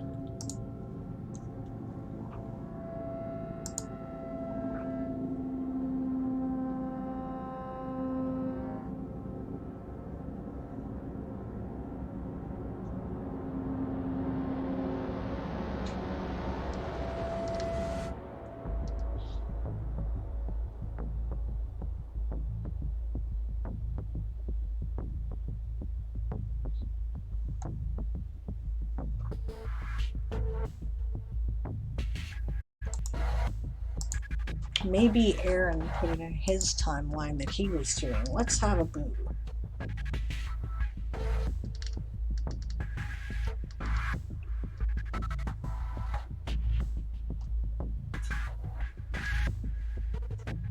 No, because it happened before that. Okay.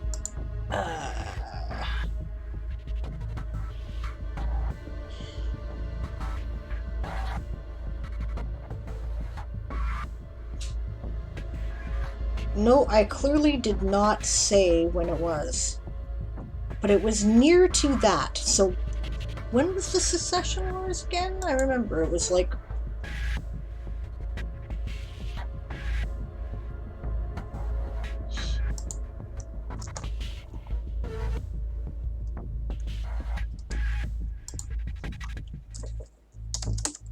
Okay, I'm now going to pull a date out of my ass.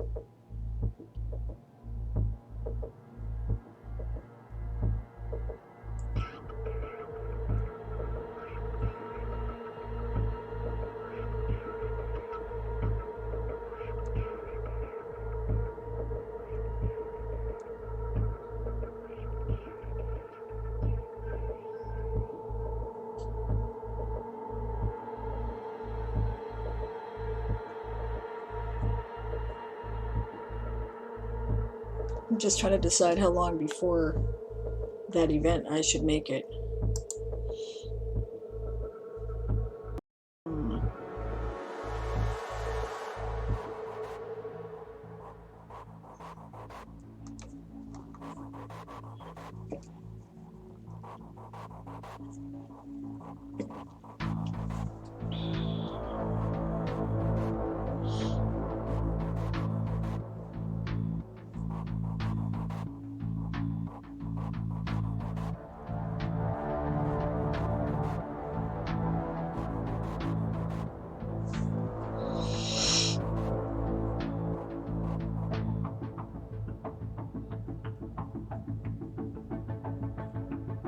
And 2845 AC. There we go. Date pulled out of my ass. Ha! Alright, now. Where are my timelines? Because I need to add this event. This is like a huge, big goddamn deal. So, timelines.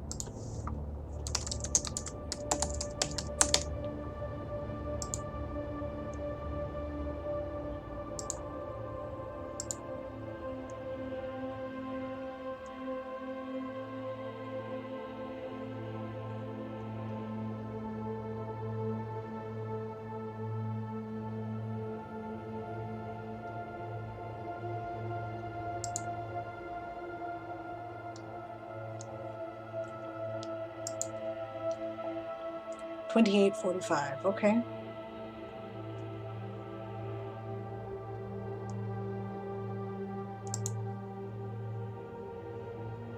Okay, no, that's not what I wanted. Where is it?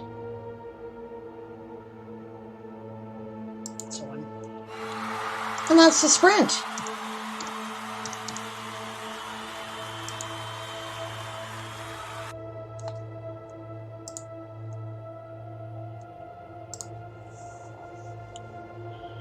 All right. And how'd you guys do, those of you who were sprinting with me? I apparently have slow frames right now.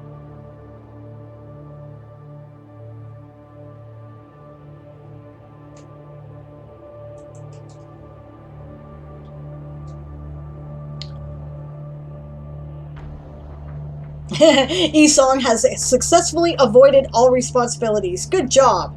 Excellent work. I think that's hilarious. Good for you.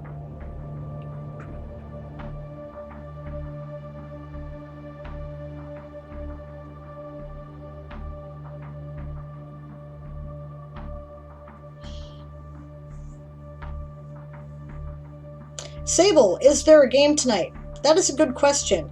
I think so. There should be, but I will confirm it with the hubby here in just a minute, because as soon as this break timer's done, I'm going to put on the final sprint break, and I will go out and I will ask him whether or not he feels up to it. I'm confirming because he woke up in a great deal of pain this morning, and if he didn't manage to shake it, we should probably cancel.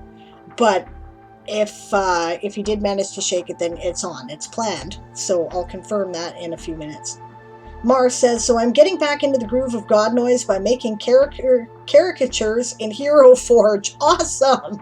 It's fun. Yes, I love WorldForge. I didn't know how much use I was going to get out of it, but I used it to make a whole bunch of, like, I'm using it to make characters that are difficult to draw. I used it, or find pictures for. I used it to make character images for our game, like tonight's Toysoldiers game that we're streaming.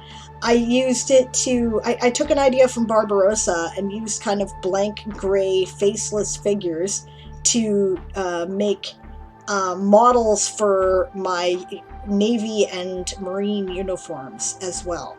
And it worked out really well. I'm really excited about it. So, yeah. Esong says unicorns. I don't know if she meant uniforms, though. Could have been autocorrect. But maybe she meant unicorns. I don't know. Mars says, I use it more so for color schemes since I can't picture colors very well. Yeah, it's helpful for that too, isn't it? I think so. I'm going to make a figurine of my protagonist eventually too. Right? I just haven't gotten around to it yet. Yeah, she did mean uniforms. Yeah, autocorrect. Shake fist. Yep. Emily says, I'm making a picture to get the color of the petals of my flowers. That's cool. That is very cool. Yeah. Yeah, I've been using it way more than WorldForge than I thought I would. Like, there was one of the things that Aaron sprung for a subscription for, and I was like, are we ever going to use this? Little did I know. So, yeah, definitely.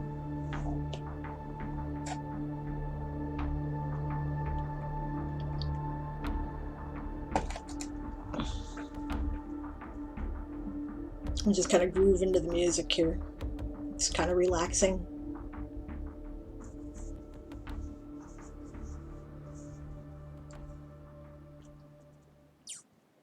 Yeah, actually, maybe I'll show you, since the chat's quiet at the moment, I will show you some of my ideas of the uniforms I did. This is the Marine uniforms that I made, and just small pictures here. You don't get to see them all until I've done each of the ranks, which I am still slowly working on.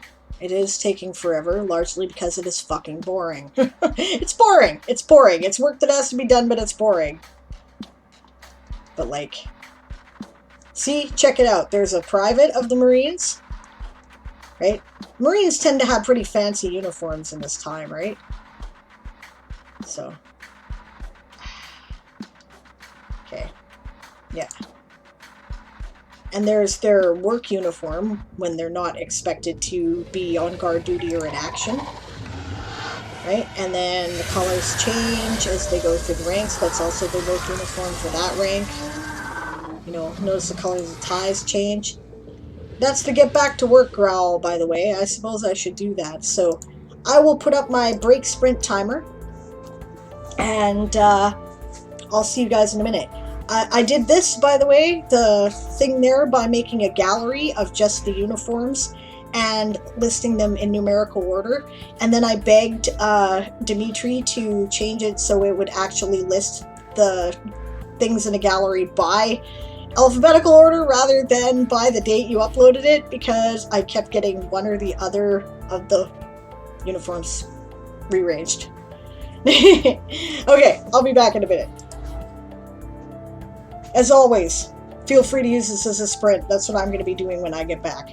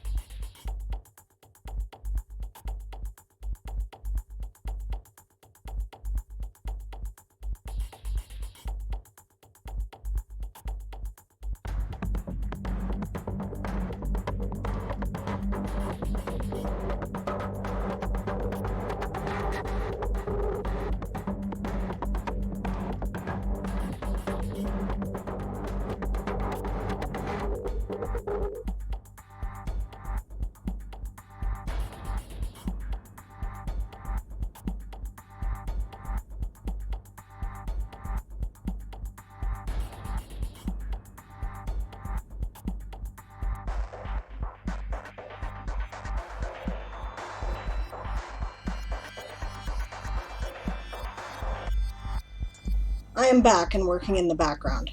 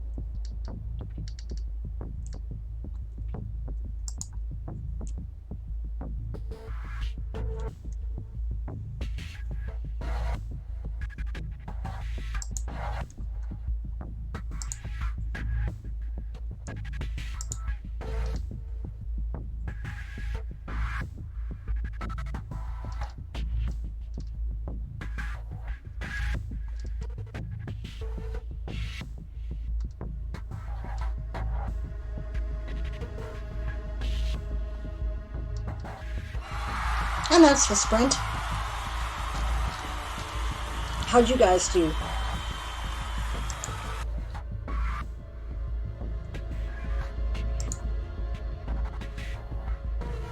Okay, Esong, to answer your question, no, there is not going to be a game tonight. Aaron is not having a good day, and he's just not up to it. And I don't blame him one bit. I prefer to know ahead of time, right? Because then that gives people a chance to make other arrangements and whatnot. So, you know, it's unfortunate, but I'm glad he's canceling now rather than later. And yeah, the way he woke up this morning, I figured we were probably going to end up canceling, just because I could tell that he was having a particularly bad day.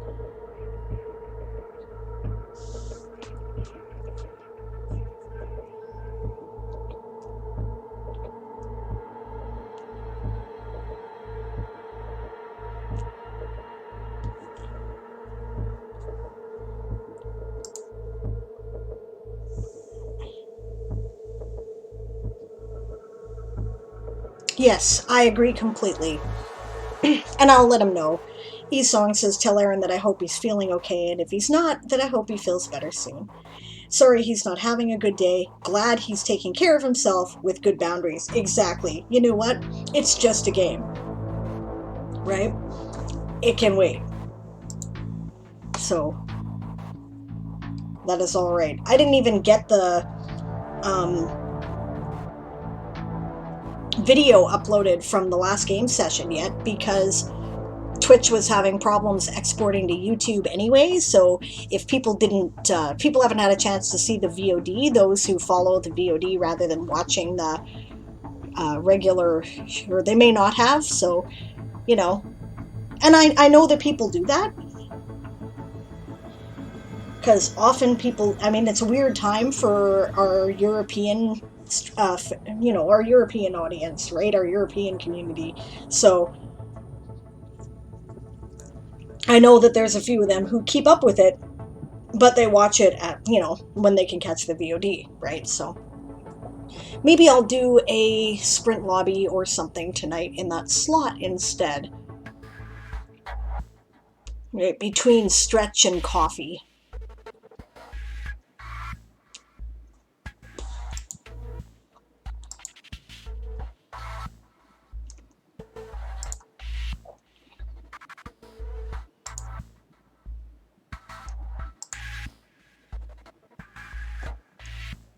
So let's see here.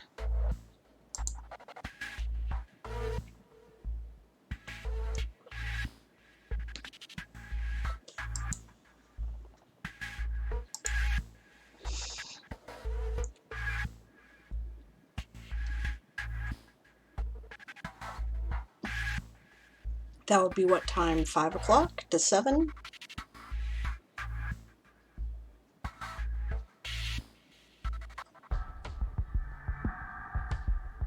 Unless somebody else wants to stream in that slot. That'd be 5 p.m. to 7 p.m. Pacific that I'm looking at.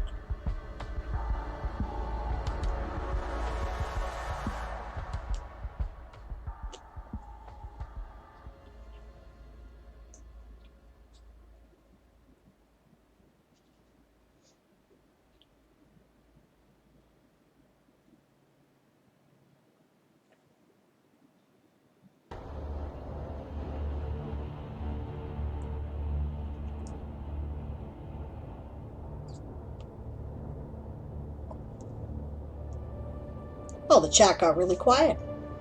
Everybody working hard?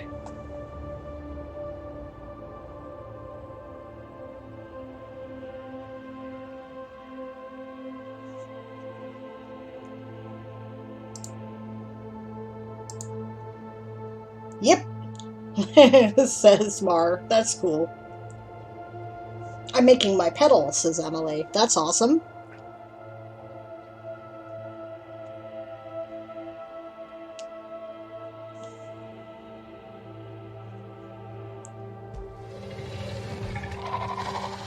Mar was still working on WorldForge figures. That's the Dragon's Growl, so we'll go back to the sprint screen here.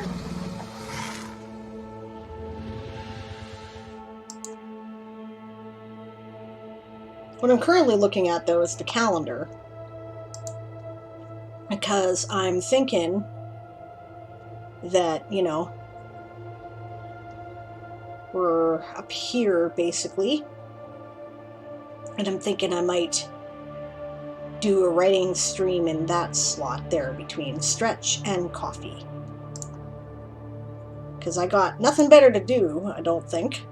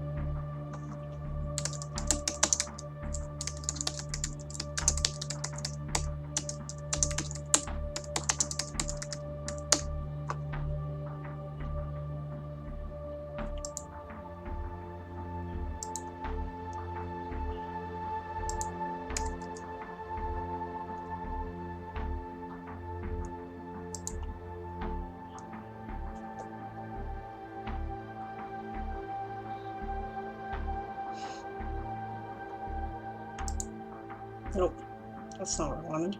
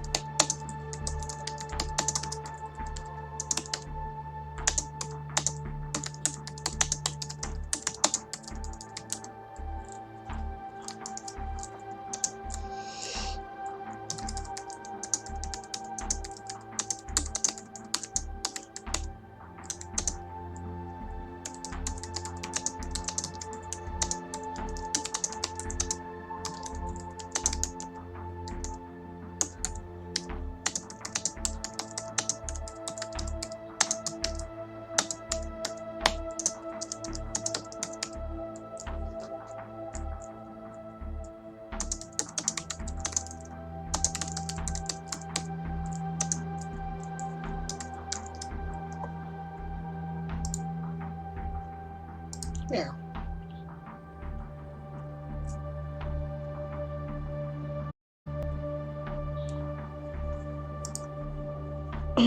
Alright, pedal done. Now the procrastination is finished and I need to write again. Yep, back to work. Psh!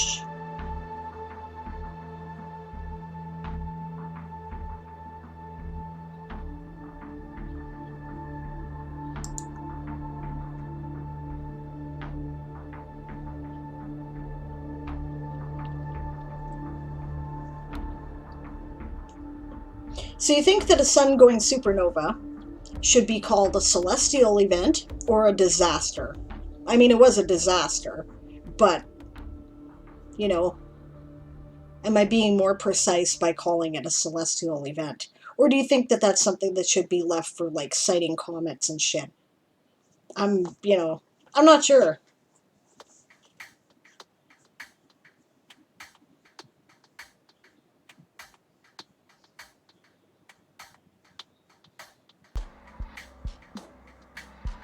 Are you talking about what happened on the star? Are you talking about the events that happened outside the star and the reaction it had on civilization? Yes, right? I'm talking about both of them. What happened is that this big red thingy with the sort of glowing yellow heart on it is a sun that went supernova in that particular location. In itself, probably a celestial event, shrugs, says Mar. Yeah, and the effect that it had was that it closed off every known passage back to the home world of Avalon, right? Because every passage back, like there's lots of passages that lead from, but the passages back, right, most of them go through that spot. Now there is one that leads back, but they haven't found it yet. Yeah, what happens scientifically is this Centurion event, the ramifications would be the disaster. Yeah. I don't see the need to do two separate timeline entries for it, though. So I guess I'll call it a disaster.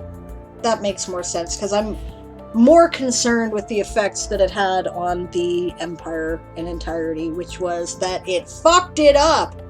It fucked it up. Shit went south.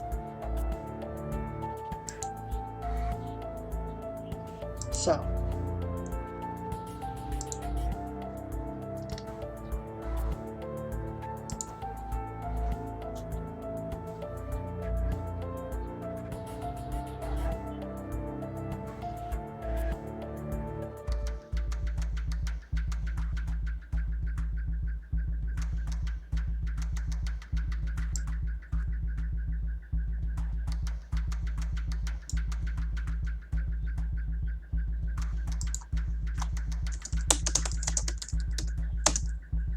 What did I say? 2845 AC?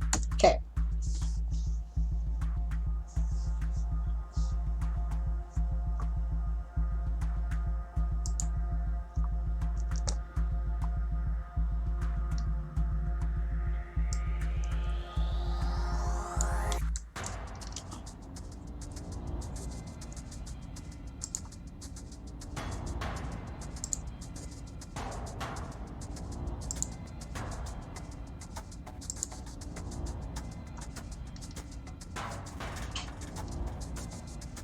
Oh, yeah, I haven't saved this yet, so that won't show up. Or save this.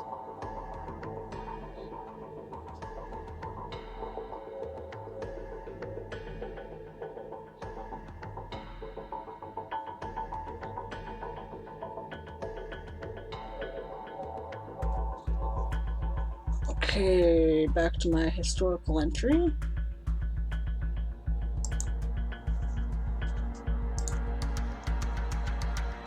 call it a disaster.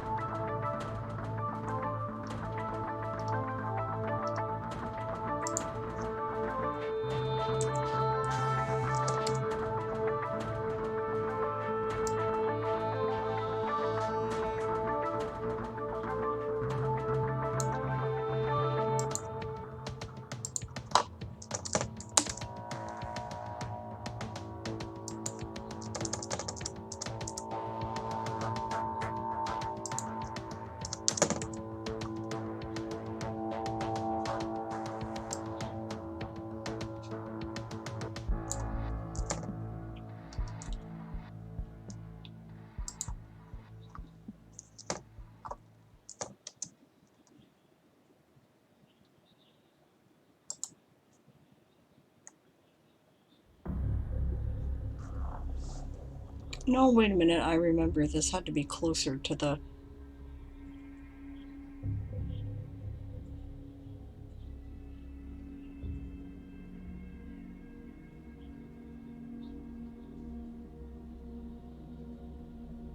event.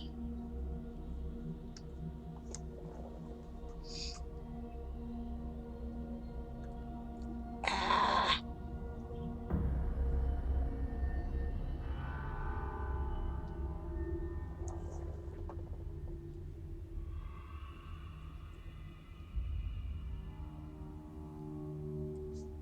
My head hurts. Okay, just a second here.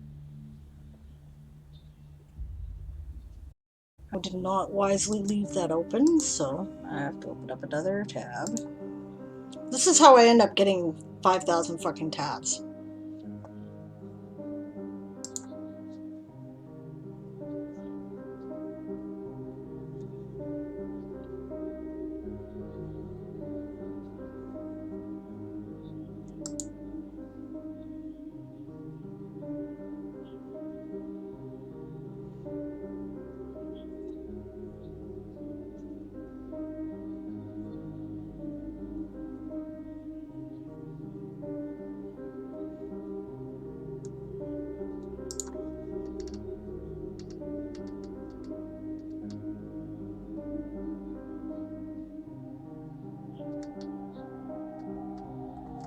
Actually, I want timelines here. Be easier to find what I'm looking for.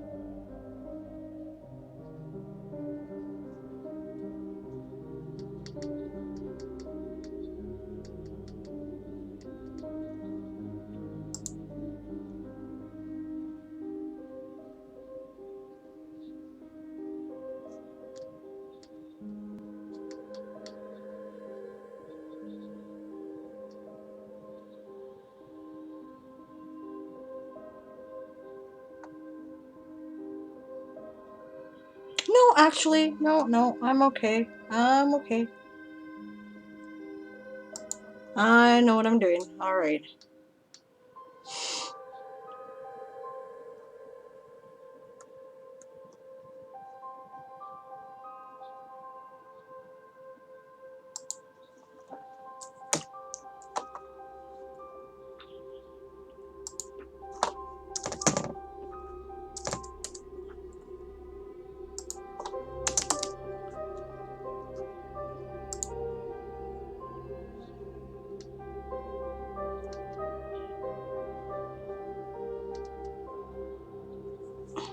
I guess I should check out what date this is in the Fomorian calendar. Not that it really matters. It's so far before the history of the Fomorians that they really don't give a shit, I'm sure.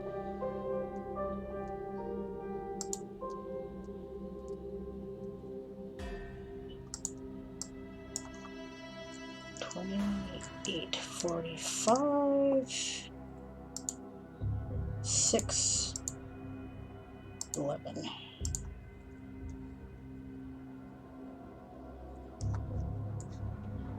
All right.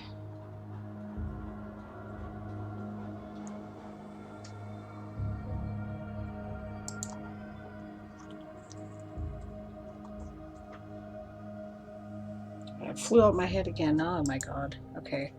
4/11 month.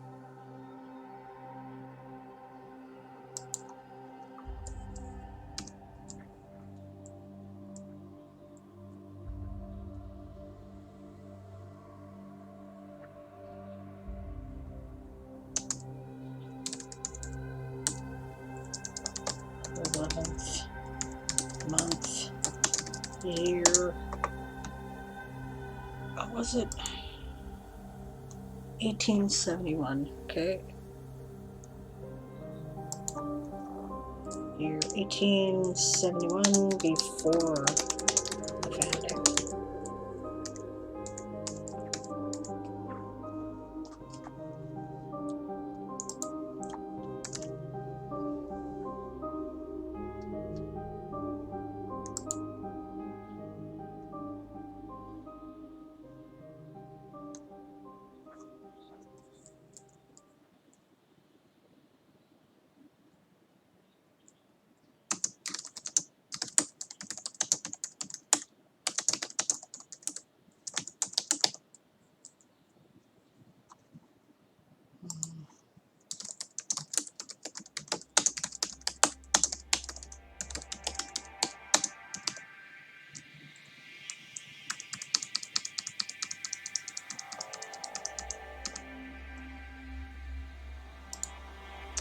Along divided ethnic lines. Intentions mount, and that's the script. The imperial crown re-establishes its capital in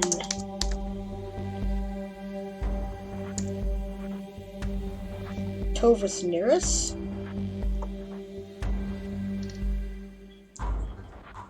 On Carson.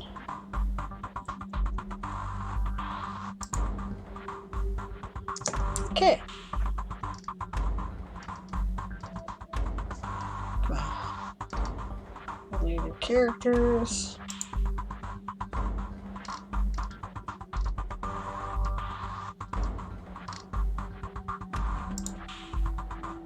Related organizations. Roman Empire.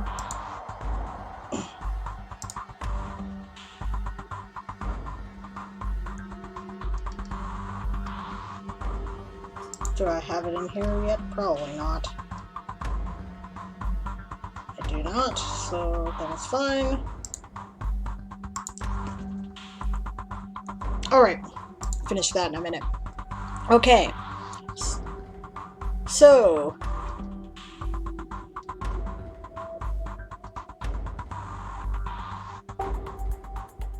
yeah, E-Song says if you're not doing 2 articles, I would agree with you. The disaster has more of an impact on your world than your story. Yeah, fair enough.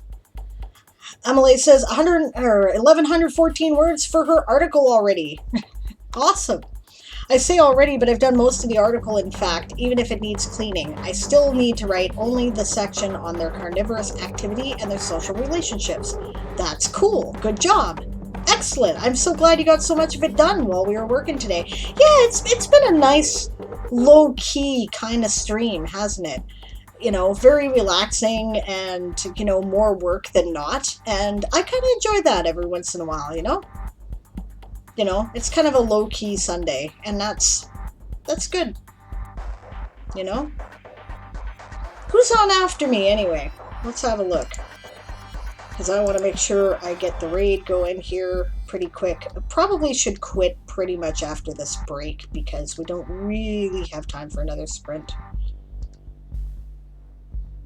Does anybody know for sure if Stretch is going to be up? I know he hasn't been, you know, incredibly, like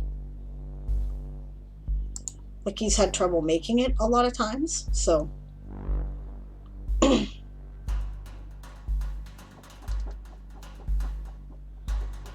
Struggled recently, so.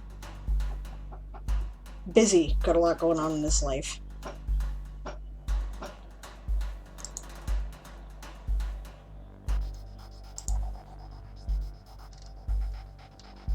I'm just looking it up. See if he said anything in the Anvil channels.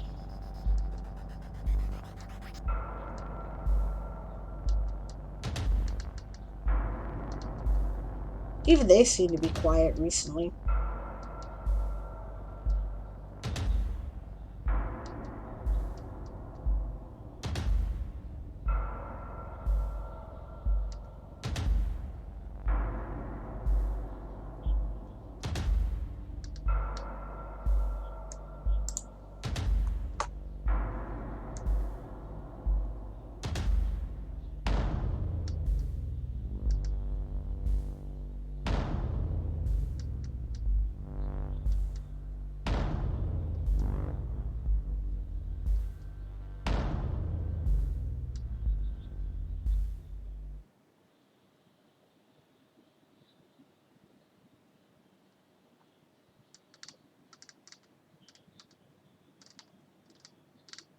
Sorry, just scrolling through. Yeah, no, I don't see anything commented one way or the other. Actual writing, how shocking, exactly. Yeah, well, no, it's cool. I've been getting a lot done and I feel good about it. I'm gonna see who's on here, if anybody's up yet. They may not be up yet. I see that Darth Nicholas is doing Stream Raiders.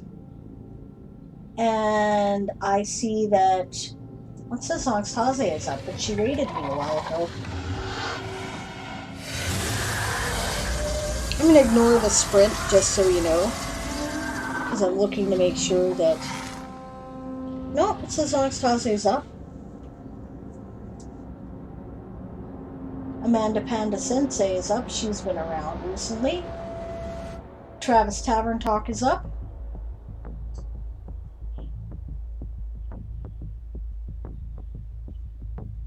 Cat is up, but they're playing Black Desert online, so it's a game stream.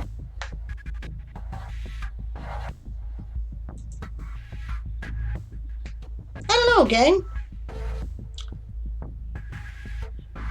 Who would you like me to go raid? I will raid Stretch if he's up, but he usually pokes his head in and says something by now, and he hasn't, so that makes me think maybe he's not going to be up today. And I need at least an hour's break. I gotta go shove some food in my face.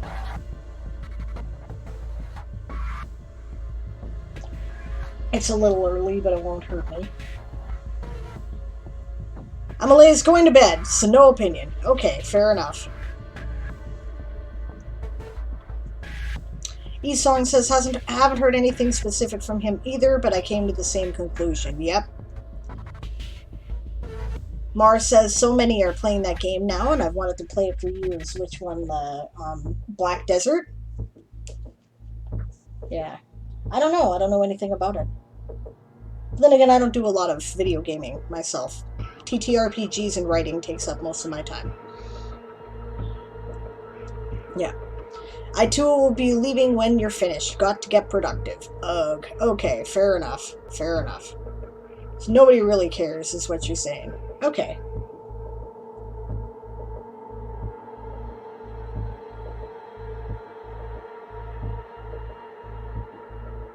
Alright then.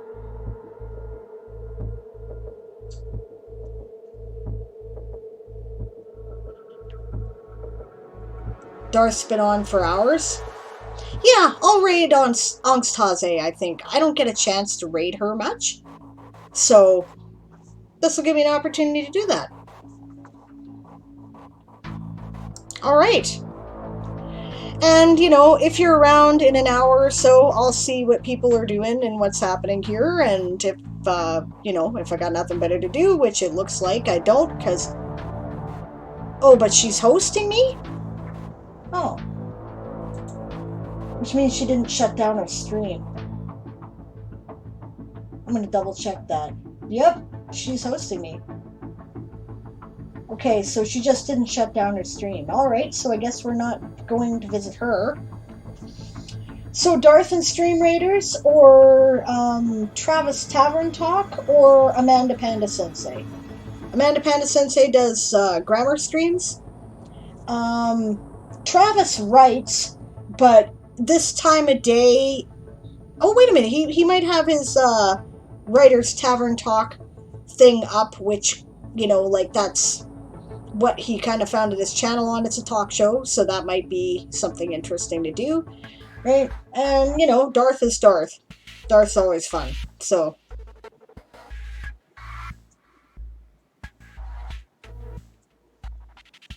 I'm having trouble making decisions today.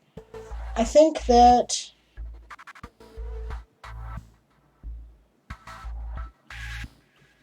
Amanda does writing and gaming too, depending on the time. Why don't I look and see what she's doing? Got my other computer over here. That's what it's for. There's also the Bob Ross stream. Yeah, but I'm not going to raid the Bob Ross stream, because, you know, they're not going to notice if 11 people show up. You know what I'm saying? They don't care. Oh, it says Write O'Clock. So she's writing, and she's playing Stream Raiders. So, let's go raid her. That sounds fine.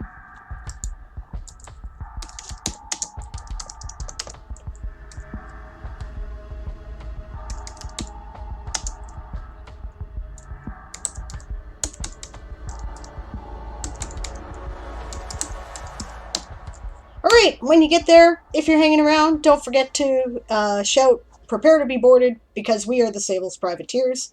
Thank you, as always, everyone, for joining me today. I had a lot of fun.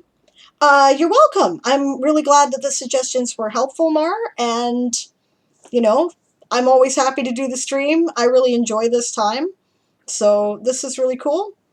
And maybe we'll see you in an hour.